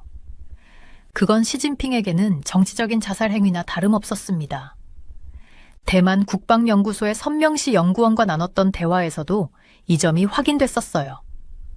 이미 중국 군부 구조가 시진핑 일파가 몰락하고 장유샤 측근들이 장악하고 있어요. 장유샤의 권력이 점점 커지고 있는 상황에서 시진핑의 어떤 명령도 제대로 먹히지 않을 겁니다. 지난주 베이징에서 열렸던 비공개 회의에서도 비슷한 의견들이 나왔다고 들었어요. 고위 장성들은 대만에 대한 공격적인 작전을 승인하는데 매우 신중한 태도를 보이고 있었죠. 한 소식통은 제게 이렇게 말했었습니다. 지금 군 지도부 내에서는 시진핑의 대만 관련 발언을 그저 정치적 수사로만 받아들이고 있어요. 실제 행동으로 옮기라는 명령이 내려와도 여러 가지 이유를 대며 지연시킬 겁니다. 사실 저는 지난 몇 달 동안 대만 해협 근처에서의 중국군 활동을 면밀히 관찰해왔었어요. 흥미롭게도 공식적인 발표와는 달리 실제 군사훈련의 강도와 빈도는 오히려 줄어들고 있었습니다. 대만을 향한 강경한 발언들이 나오는 동시에 실제 군사적 준비는 더뎌지고 있었죠. 저녁 늦게 홍콩의 한 기자와 통화했을 때 그는 이렇게 말했었어요. 시진핑이 대만 카드를 꺼내 들려고 하면 군부가 먼저 움직일 거예요. 그들은 이미 시진핑이 전쟁을 통해 자신의 권력을 강화하려는 시도를 경계하고 있습니다. 그리고 더 놀라운 정보도 있었어요. 중국 해군의 한 제독이 비공식 자리에서 현재 우리 군의 상태로는 대만 침공이 성공할 가능성이 매우 낮다고 말했다는 거예요. 이건 공식적인 중국의 입장과는 완전히 다른 것이었습니다. 사실 대만 카드는 시진핑에게 양날의 검과 같았어요. 한편으로는 국내 문제를 덮기 위한 도구가 될 수 있었지만 다른 한편으로는 자신의 권력 기반을 완전히 무너뜨릴 수도 있었거든요. 저는 또 다른 정보원으로부터 흥미로운 정보를 얻었었어요. 최근 중국 군부 내에서 대만 관련 시나리오에 대한 비밀 시뮬레이션이 진행됐는데 그 결과가 매우 충격적이었다고 합니다. 미국의 개입, 국제사회의 제재, 그리고 장기전으로 인한 경제적 손실을 고려했을 때 대만 침공은 중국에게 감당하기 힘든 위험이었던 거죠. 그래서 군부는 시진핑에게 대만 카드를 쓰지 말라고 강력히 권고하고 있어요. 하지만 시진핑이 이를 무시하고 강행한다면 그건 군부의 반란을 촉발할 수도 있을 겁니다. 베이징의 한 정치 분석가가 제게 이렇게 말했었죠. 대만 문제는 단순한 영토 분쟁이 아니라 중국 내부의 권력 투쟁과 직결되어 있었어요. 시진핑이 대만 카드를 어떻게 다루느냐에 따라 그의 정치적 운명이 결정될 수도 있었습니다. 최근 몇 주 동안 중국 관영 매체에서 대만에 대한 언급이 눈에 띄게 줄어든 것도 의미심장했어요. 이전에는 거의 매일 대만에 대한 강경한 발언들이 나왔는데 이제는 거의 침묵하고 있었거든요. 군부가 대만 관련 수사를 자제하라고 압력을 넣고 있는 겁니다. 홍콩의 한 중국 전문가가 말했었어요. 이건 시진핑의 영향력이 약해지고 있다는 또 다른 신호예요. 결론적으로 대만 카드는 시진핑에게 더 이상 유용한 도구가 아니었습니다. 오히려 그것은 그의 약화된 권력을 더욱 분명하게 드러내는 시험대가 되고 있었어요. 저는 대만 해협의 긴장이 어떻게 전개될지 계속 지켜보고 있었습니다. 하지만 한 가지는 분명했어요. 시진핑이 자신의 정치적 생존을 위해 대만 카드를 사용하려 한다면 그건 그의 마지막 도박이 될 수도 있었습니다. 지금 중국에서 이런 일들이 벌어지고 있었어요. 단순한 권력 다툼이 아니었습니다. 이건 중국의 앞으로의 방향을 결정짓는 역사적인 큰 전환점이었어요. 시진핑의 힘이 약해지고 있다는 사실은 너무나 분명해 보였어요. 하지만 그 다음에 어떤 체제가 생겨날지는 아직 알 수 없었습니다. 시진핑의 권력이 무너지면 중국은 어떻게 될까요? 저는 제 연구실에 앉아 계속 이 질문을 던지고 있었어요. 군부가 말하는 여러 사람이 함께 이끄는 체제가 자리 잡게 될까요? 아니면 장유샤 같은 새로운 강한 지도자가 나타날까요? 또 다른 가능성으로는 중국 공산당 안에 다른 그룹이 힘을 얻게 되는 것이었죠. 저는 베이징에서 온 소식통과 통화를 했었어요. 저는 제 기록에 적고 있었습니다. 그들은 군부 내에서 완전히 새로운 파벌이 형성되고 있다고 말하고 있었어요. 이 새로운 파벌은 시진핑에게도 장유샤에게도 충성하지 않는다고 했습니다. 그들은 오직 중국의 국익만을 생각한다고 주장하고 있었어요. 하지만 정치에서 국익이란 단어는 항상 의심스러웠죠. 중국 내부의 권력 다툼이 이렇게 심각해진 적은 없었어요. 홍콩의 한 저널리스트가 저에게 말했었습니다. 1966년 문화대혁명 이후 가장 큰 정치적 혼란이에요. 저는 창밖을 바라보며 생각에 잠겼었죠. 밖에는 비가 내리고 있었어요. 마치 중국의 불안정한 상황을 반영하는 것처럼요. 만약 군부가 완전히 통제권을 잡는다면 어떻게 될까요? 저는 중국 정치 전문가인 리우 교수와 통화했었습니다. 그건 중국 역사상 처음 있는 일이 될 거예요. 그는 대답했었죠. 중국 공산당은 항상 당이 총을 지휘한다는 원칙을 지켜왔으니까요. 만약 군부가 권력을 잡는다면 그건 중국 정치 체제의 근본적인 변화를 의미해요. 국제사회도 이 상황을 예의주시하고 있었습니다. 미국, 일본, 한국, 그리고 특히 대만은 중국의 내부 권력 투쟁이 어떻게 전개될지 긴장하며 지켜보고 있었어요. 중국 내부의 불안정은 아시아 전체에 영향을 미칠 거예요. 워싱턴의 한 전략가가 말했었습니다. 특히 대만에 대한 정책이 어떻게 바뀔지가 가장 큰 관심사죠. 저는 중국 군부의 대분열이 단순히 중국만의 문제가 아니라는 것을 알고 있었어요. 이건 세계 질서의 미래를 결정할 중요한 사건이었습니다. 만약 시진핑이 권력을 유지하려고 외부와의 갈등을 일으킨다면 우리는 매우 위험한 상황에 처하게 될 거예요. 저는 국제안보회의에서 발표했었죠. 하지만 군부가 그의 명령을 따르지 않는다면 그건 또 다른 형태의 불안정성을 가져올 수 있어요. 베이징의 한 소식통이 저에게 보낸 암호화된 메시지가 있었습니다. 장유샤는 이미 주요 군부 지도자들과 비밀 회의를 열었어요. 그들은 시진핑을 몰아내기 위한 계획을 세우고 있습니다. 이 정보가 사실이라면 우리는 중국 역사상 가장 극적인 권력 교체를 목격하게 될 수도 있었어요. 중국의 미래는 그 어느 때보다 불확실해요. 저는 제 노트북에 적었습니다. 하지만 분명한 건 중국 정치의 가장 기본적인 규칙이 바뀌고 있다는 거예요. 저는 창문을 통해 멀리 지평선을 바라보고 있었어요. 비가 그치고 해가 구름 사이로 비치기 시작했습니다. 변화의 조짐이었을까요? 중국은 시진핑 이후의 시대를 준비하고 있다라고 말하기에는 아직 이른 것 같았어요. 하지만 한 가지 확실한 것은 중국의 권력 구조의 근본적인 변화가 일어나고 있었다는 점이었습니다.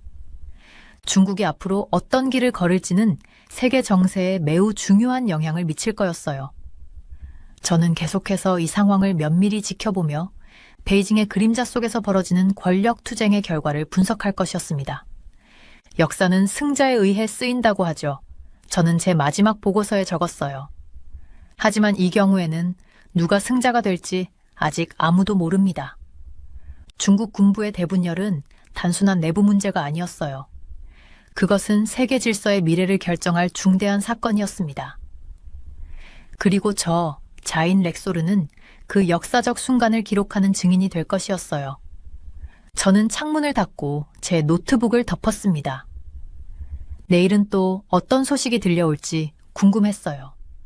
한 가지 확실한 것은 중국은 결코 예전과 같지 않을 것이라는 점이었습니다.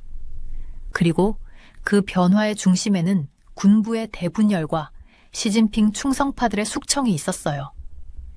역사는 지금 만들어지고 있습니다. 저는 마지막으로 중얼거렸습니다. 그리고 저는 다음 날의 새로운 소식을 기다리며 깊은 생각에 잠겼습니다. 저 브릭스턴 네일일 박사는 30년 넘게 세계 각국의 해군력을 연구해 왔습니다. 영국 옥스퍼드 해양안보연구소장으로서 한국 해군의 발전을 지켜봐 왔던 저에게 최근 한국의 해군력 증강은 놀라운 속도로 진행되고 있었어요. 제가 한국 해군에 처음 관심을 갖게 된 것은 2010년 천안함 사건 이후였습니다. 그때만 해도 한국 해군은 북한의 위협에만 집중된 연안방어 수준이었어요. 하지만 지금은 어떤가요? 현재 한국 해군 예하의 총병력은 약 69천 명 이상으로 이 중에서 해병대 소속의 28천 명 정도를 제외하면 해군이 직접적으로 운용할 수 있는 병력은 약 41천 명 수준입니다.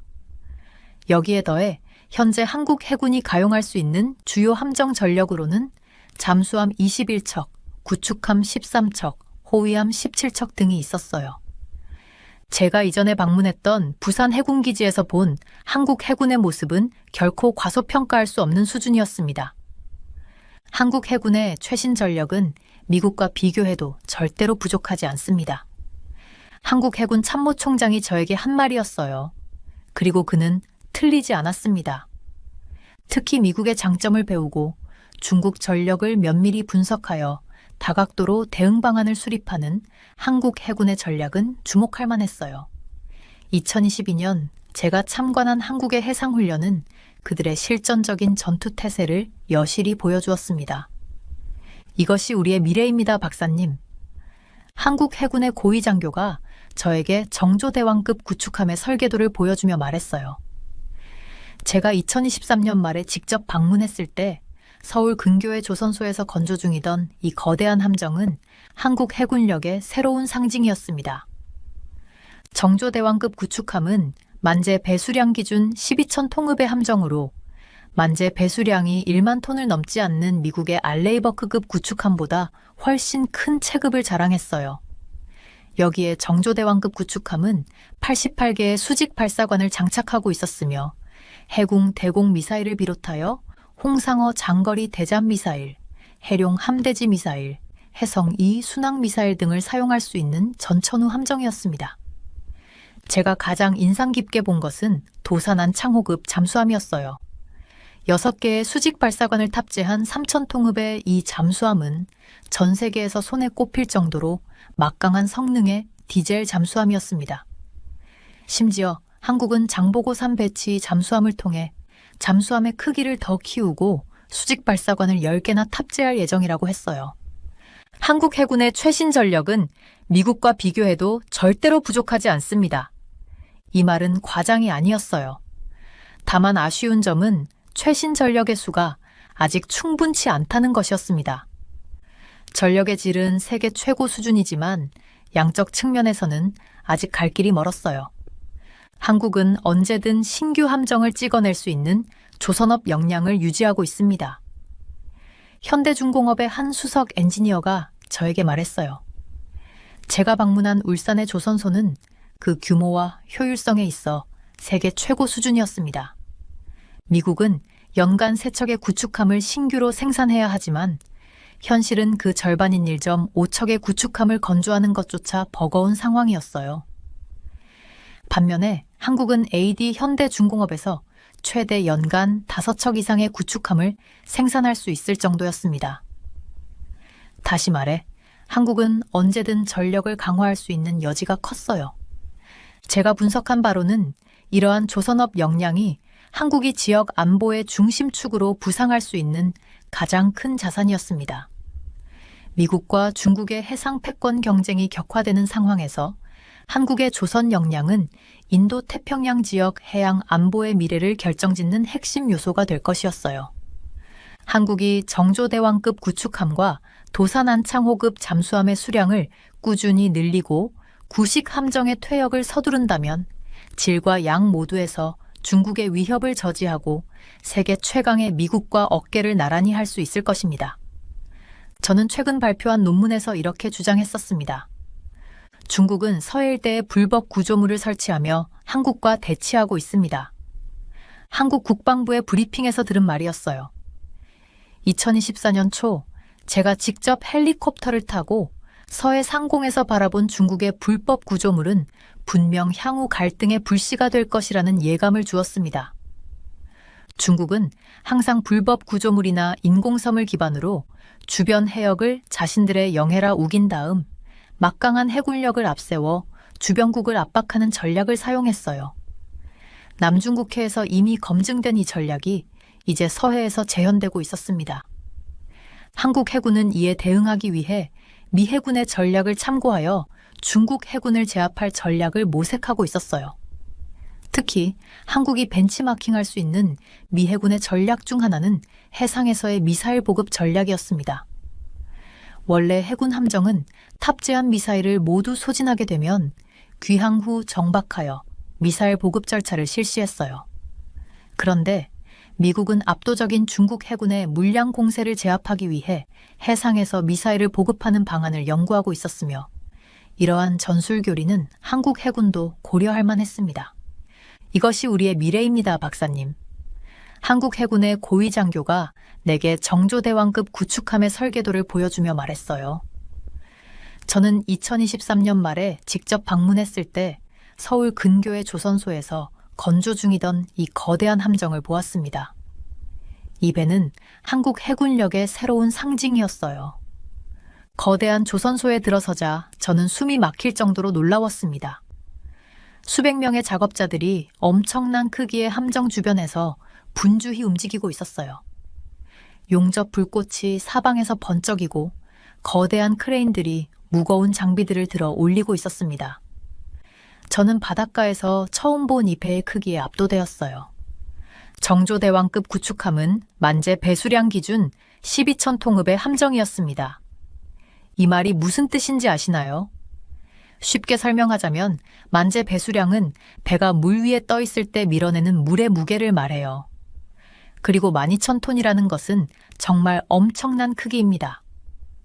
이것은 미국의 알레이버크급 구축함보다 훨씬 큰 체급이었습니다. 미국의 배는 10,000톤을 넘지 않았거든요. 제가 갑판 위를 걸어보니 발밑에서 약간의 진동이 느껴졌어요.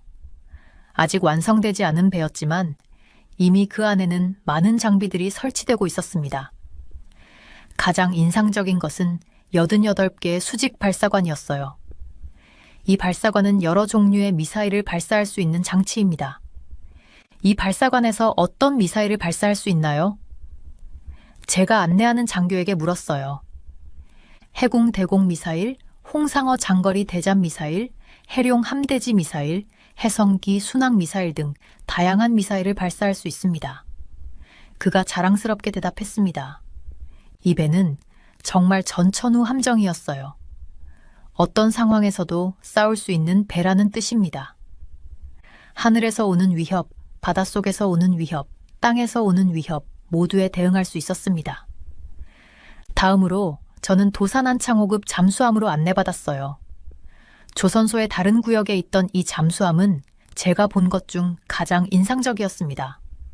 3,000톤급의 이 잠수함은 6개의 수직 발사관을 갖추고 있었어요. 전 세계에서 손에 꼽힐 정도로 막강한 성능의 디젤 잠수함이었습니다. 우리는 장보고 3배치 이 잠수함을 통해 크기를 더 키우고 수직 발사관을 10개나 탑재할 예정입니다. 장교가 말했어요. 잠수함 옆에 선이 그 크기가 실감났습니다. 검은 철제 외피는 깊은 바다에서의 임무를 상기시켰어요. 이 잠수함의 실내는 볼 수 없었지만 그 안에는 최첨단 장비들이 가득하다고 들었습니다. 한국 해군의 최신 전력은 미국과 비교해도 절대로 부족하지 않습니다. 한국 해군 장교의 이 말은 과장이 아니었어요.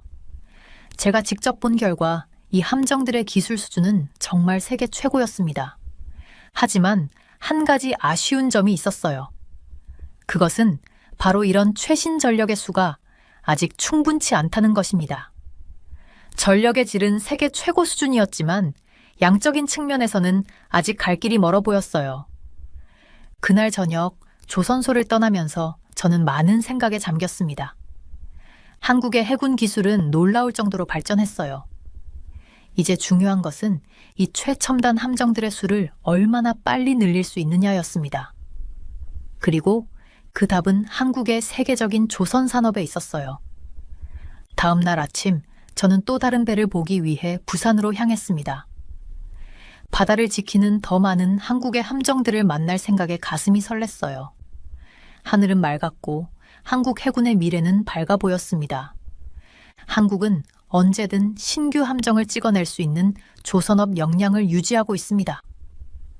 현대중공업의 한 수석 엔지니어가 제게 말했어요. 제가 방문한 울산의 조선소는 그 규모와 효율성에서 세계 최고 수준이었습니다. 저는 그 광경에 압도되었어요. 거대한 크레인들이 하늘을 찌르고 수천 명의 근로자들이 바쁘게 오가며 일하고 있었죠. 바다를 향해 길게 뻗은 건조대에는 여러 단계의 함정들이 늘어서 있었습니다. 어떤 것은 골격만 있고 또 다른 것은 거의 완성된 상태였어요. 이 모든 것이 마치 춤을 추듯 완벽하게 조화를 이루며 움직이고 있었습니다. 미국의 현실은 매우 다릅니다. 미국은 연간 3척의 구축함을 신규로 생산해야 하지만 현실은 그 절반인 1.5척의 구축함을 건조하는 것조차 버거운 상황이었어요. 이것은 미국 해군력의 발전에 큰 제약이 되고 있었습니다.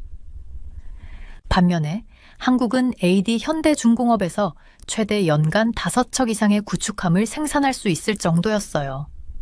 다시 말해 한국은 언제든 전력을 강화할 수 있는 여지가 컸습니다. 이것은 매우 중요한 전략적 이점이었죠. 제가 조선소를 둘러보며 놀라웠던 것은 자동화 시스템이었어요. 대형 강철판들이 컴퓨터 제어 기계에 의해 정확하게 절단되고 로봇 용접기가 끊임없이 작동하고 있었습니다. 한 엔지니어는 우리는 24시간 작업이 가능합니다. 필요하다면 생산량을 2배로 늘릴 수도 있어요. 라고 자신 있게 말했죠. 제가 분석한 바로는 이러한 조선업 역량이 한국이 지역 안보의 중심축으로 부상할 수 있는 가장 큰 자산이었습니다.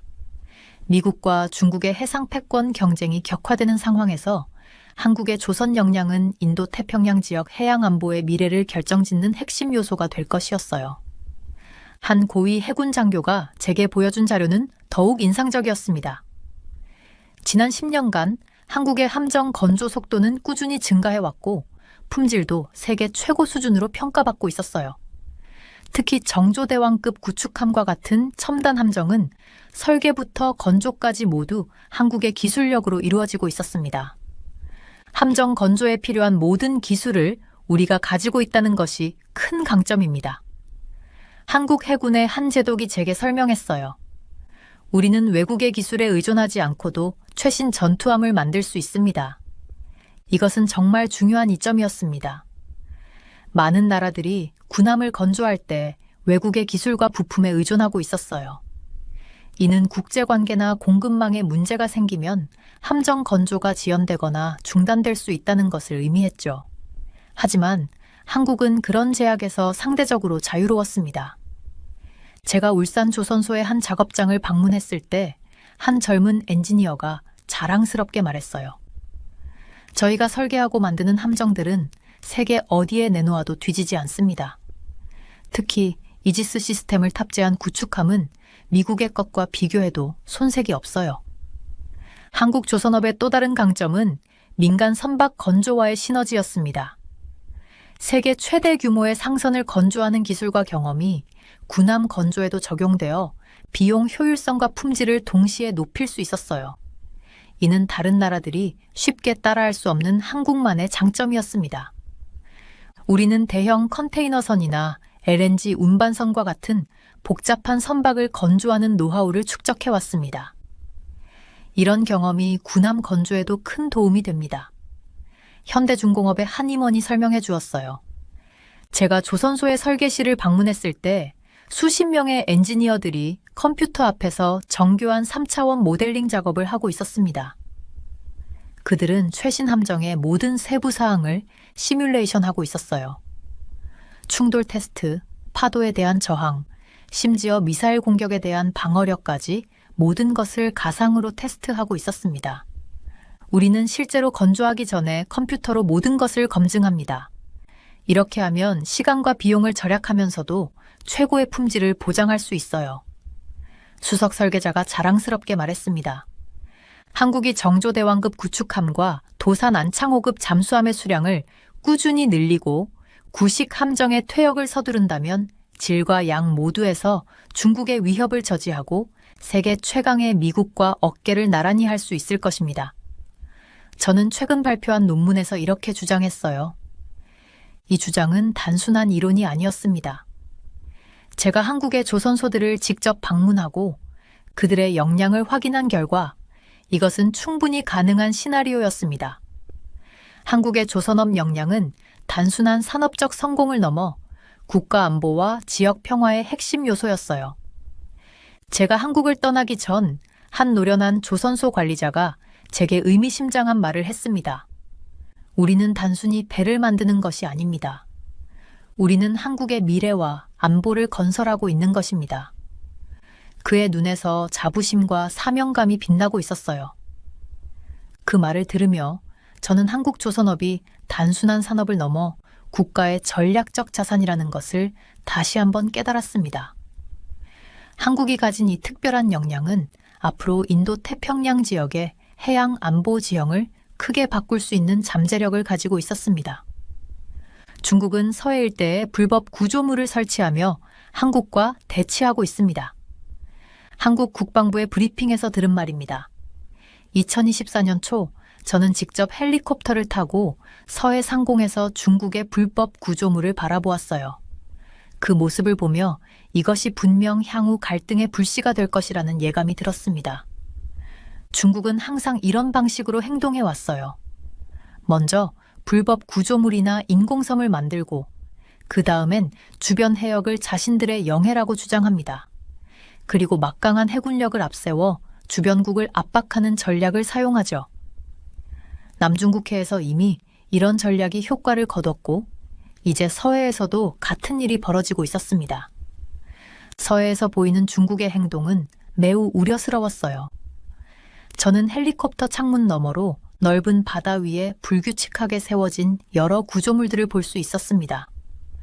처음에는 작은 등대나 어업시설처럼 보였지만 자세히 살펴보니 그보다 훨씬 견고하고 목적이 의심스러운 구조물들이었어요. 이 구조물들은 어떤 목적으로 설치된 건가요? 저는 함께 비행 중이던 한국 해군 장교에게 물었습니다. 표면적으로는 어업 지원 시설이라고 주장하지만 실제로는 해역 통제와 감시를 위한 전초기지로 활용되고 있습니다. 그가 대답했어요. 이런 구조물들은 단순히 영해 분쟁만의 문제가 아니었습니다. 중국은 이를 기반으로 더 넓은 해역을 통제하려 했고, 이는 한국의 해양 안보에 직접적인 위협이 되고 있었어요. 한국 해군은 이러한 위협에 대응하기 위해 다양한 전략을 연구하고 있었습니다. 특히 미국 해군의 전략을 참고하여 중국 해군을 견제할 방안을 모색하고 있었어요. 제가 가장 인상 깊게 들었던 것은 해상에서의 미사일 보급 전략이었습니다. 보통 해군 함정은 미사일을 모두 사용하면 항구로 돌아가 보급을 받아야 합니다. 이 과정에서 많은 시간이 소요되고 작전의 연속성이 끊기게 됩니다. 하지만 미국은 이런 한계를 극복하기 위해 해상에서 직접 미사일을 보급하는 방법을 연구하고 있었어요.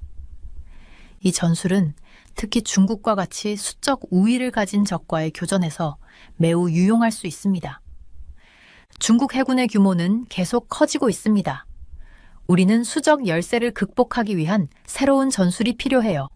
한국 해군 전략가가 저에게 말했습니다. 저는 서해 상공에서 바라본 중국 구조물들을 떠올리며 한국이 직면한 위협의 규모를 실감했어요. 중국 해군은 매년 새로운 함정들을 대량으로 건조하고 있었습니다. 단순히 숫자만 보면 한국 해군은 중국과 경쟁하기 어려웠어요. 그러나 한국 해군의 강점은 질적 우수성에 있었습니다.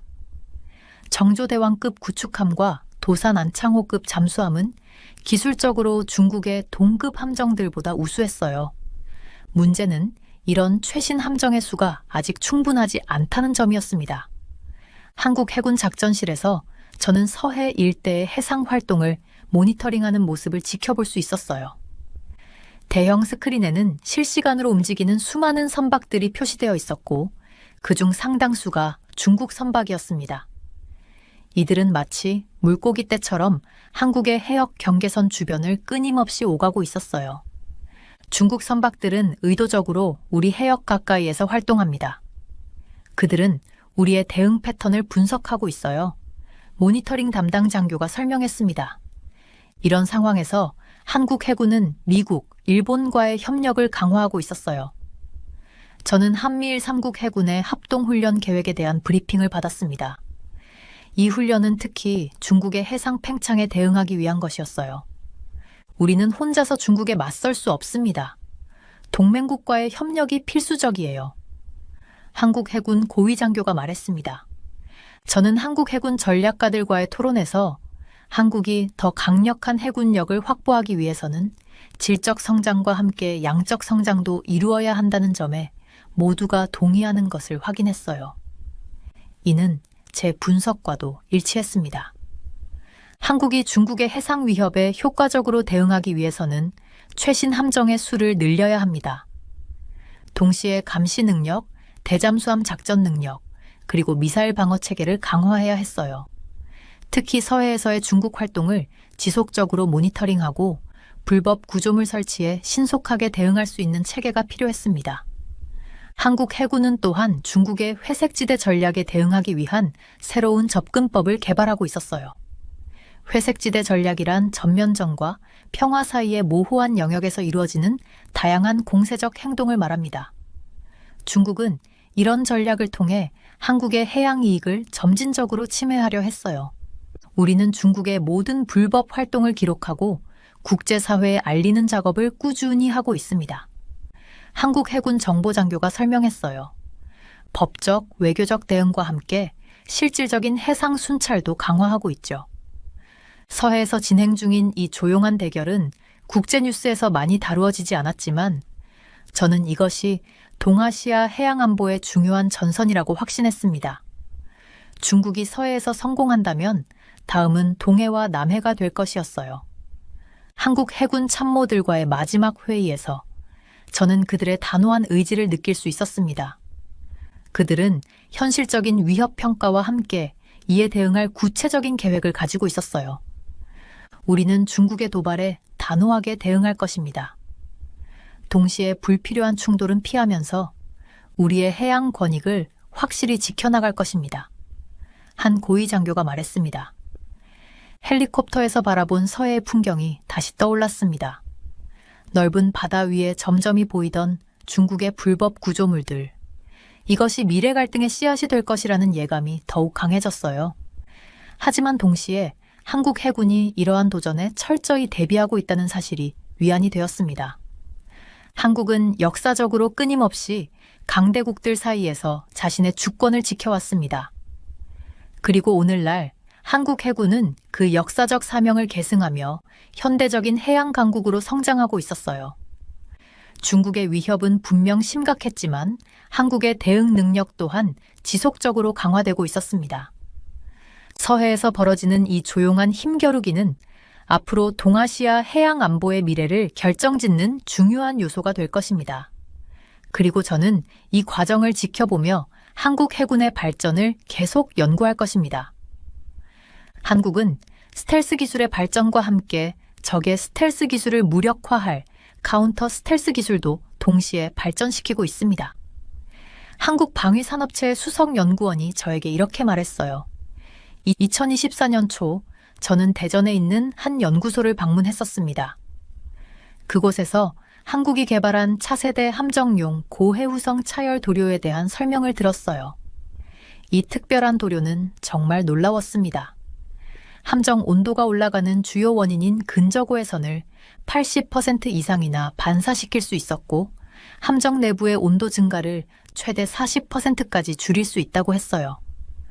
전에 사용하던 차열 도료는 근저고해선을 60%만 반사했었는데 이것은 정말 큰 기술적 발전이었습니다. 이 새로운 도료는 함정의 온도 상승을 효과적으로 막아줘서 함정에 설치된 냉각 장치를 덜 가동해도 되고 에너지 효율도 14%나 높일 수 있었습니다. 이런 기술 덕분에 함정이 작전을 더 오래 지속할 수 있게 되었어요. 더 신기했던 것은 한국이 스텔스 도료의 한계를 넘어서기 위해 스텔스 필름과 패널까지 개발하고 있다는 사실이었습니다. 제가 보고 들은 바로는 한국이 만들고 있는 스텔스 패널 안에는 적군의 레이더 신호를 흡수하는 필름이 2장이나 들어 있었어요. 이 패널을 군사무기 바깥쪽에 붙이면 훌륭한 스텔스 능력을 얻을 수 있었죠. 지금까지 진행된 시험에 따르면 이 기술은 레이더 탐지 신호의 90%를 흡수할 수 있었습니다. 제가 생각하기에 이런 스텔스 기술의 발전은 한국 해군의 생존 능력과 전투력을 크게 향상시킬 거예요. 특히 중국과의 해상 분쟁이 일어난다면 이런 기술적 우위가 매우 중요한 역할을 할 수 있을 것 같았습니다. 연구소를 둘러보는 동안 저는 한국의 과학자들이 얼마나 열심히 일하는지 보았어요. 그들은 밤낮으로 연구를 계속하고 있었고 새로운 기술을 개발하기 위해 끊임없이 노력하고 있었습니다. 우리는 단순히 다른 나라의 기술을 따라하는 것이 아니라 우리만의 독특한 해결책을 찾고 있습니다. 한 젊은 연구원이 저에게 말했어요. 저는 그들의 열정에 깊은 인상을 받았습니다. 한국이 이런 혁신적인 기술을 개발하는 것을 보면서 저는 한국 해군의 미래가 밝다고 느꼈어요.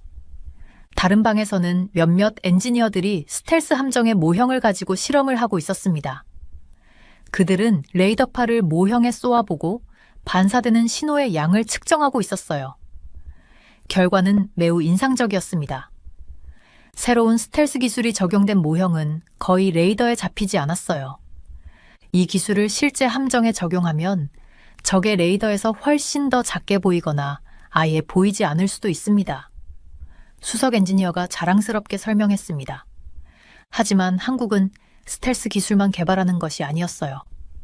그들은 동시에 적의 스텔스 기술을 탐지하고 무력화할 수 있는 카운터 스텔스 기술도 연구하고 있었습니다.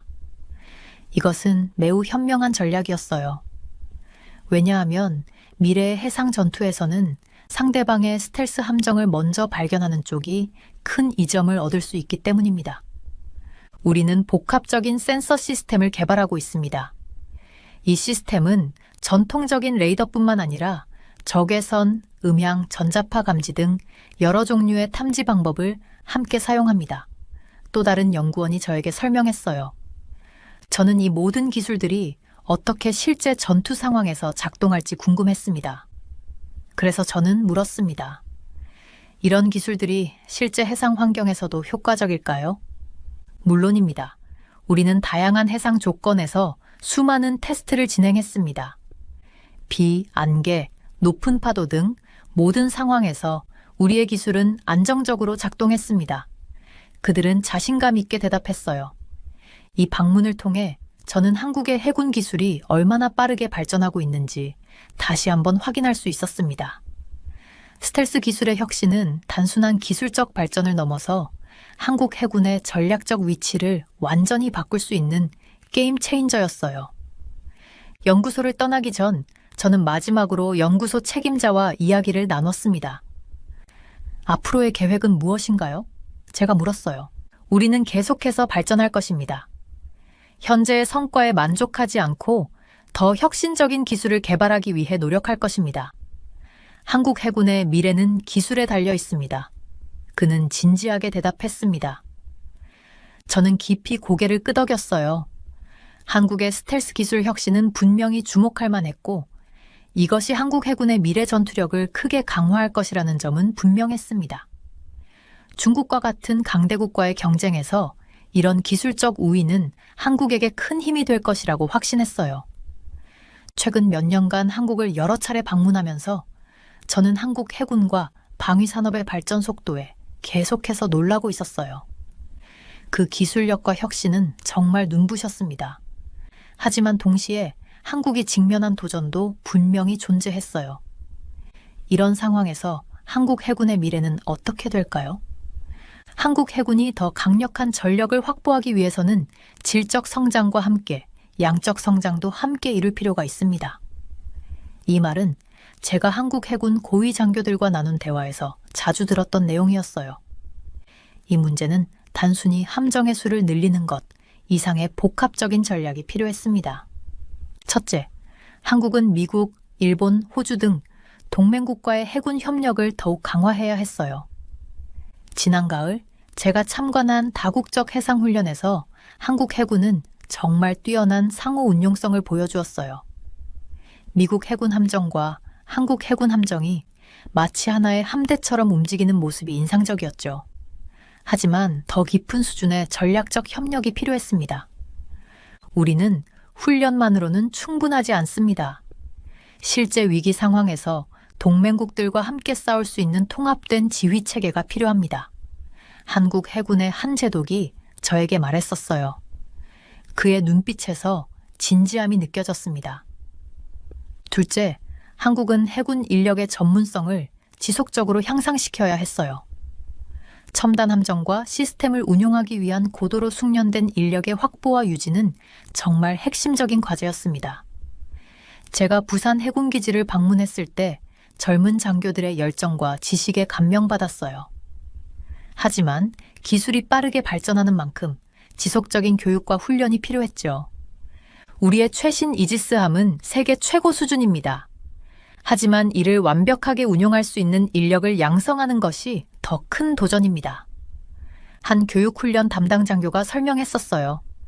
그의 말이 계속 제 머릿속에 맴돌았습니다. 셋째, 한국은 스텔스 기술의 발전과 함께 적의 스텔스 기술을 무력화할 카운터 스텔스 기술도 동시에 발전시켜야 했어요. 이 균형은 미래 해상 전투의 성패를 좌우할 것이었습니다. 대전의 한 연구소에서 본 카운터 스텔스 레이더 기술은 정말 놀라웠어요. 적의 스텔스 함정을 탐지할 수 있는 이 기술은 한국 해군에게 중요한 전략적 우위를 제공할 수 있었습니다. 저의 분석으로는 향후 50년 내에 한국 해군은 인도 태평양 지역에서 가장 현대화된 해군 중 하나로 자리매김할 것이었어요. 특히 중국의 해상 팽창주의에 맞서는 중요한 견제 세력으로 부상할 가능성이 컸습니다. 지난해 한국 해군이 남중국해에서 실시한 자유항행작전은 이미 그러한 역할을 보여주고 있었어요. 한 주 전 울산의 조선소를 방문했을 때 저는 정조대왕급 구축함의 두 번째 함정이 건조되는 모습을 봤어요. 그 거대한 크기와 첨단 무기체계는 정말 인상적이었습니다. 한국은 언제든 신규 함정을 찍어낼 수 있는 조선업 역량을 유지하고 있습니다. 현대중공업의 수석 엔지니어가 자랑스럽게 말했었죠. 이 역량을 바탕으로 한국이 아시아 태평양 지역의 해양 안보 구도를 재편하는 핵심 플레이어가 될 것이라고 저는 확신했어요. 특히 미국의 전통적인 해양 패권이 중국의 도전을 받는 상황에서 한국은 중요한 균형추 역할을 할 수 있었습니다. 서울의 한 전략 포럼에서 만난 한국 해군 참모총장은 저에게 이렇게 말했었어요. 우리는 평화를 원합니다. 하지만 그 평화를 지키기 위해서는 강해야 합니다. 그의 말에 담긴 결연한 의지가 느껴졌습니다. 결론적으로 한국 해군의 현대화는 단순한 군사력 증강 이상의 의미를 갖고 있었어요.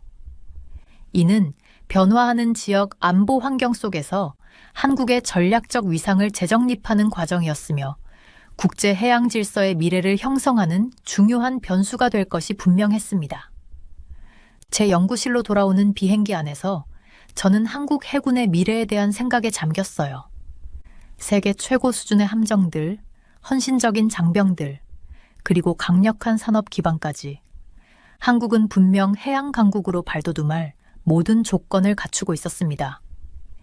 이제 남은 것은 이러한 요소들을 어떻게 체계적으로 통합하여 실질적인 전투력으로 전환할 것인가 하는 과제였어요. 그리고 이는 단순한 군사적 문제가 아니라 정치적, 외교적, 경제적 요소가 복합적으로 작용하는 국가 차원의 대형 프로젝트였습니다. 저 브릭스턴 네일일 박사는 앞으로도 한국 해군의 발전을 주시하며 이 분야의 연구를 지속할 것입니다. 미래의 해양 안보 환경에서 한국이 어떤 역할을 수행할지 그 중요한 변화의 순간들을 목격하는 것은 저에게 큰 특권이었습니다.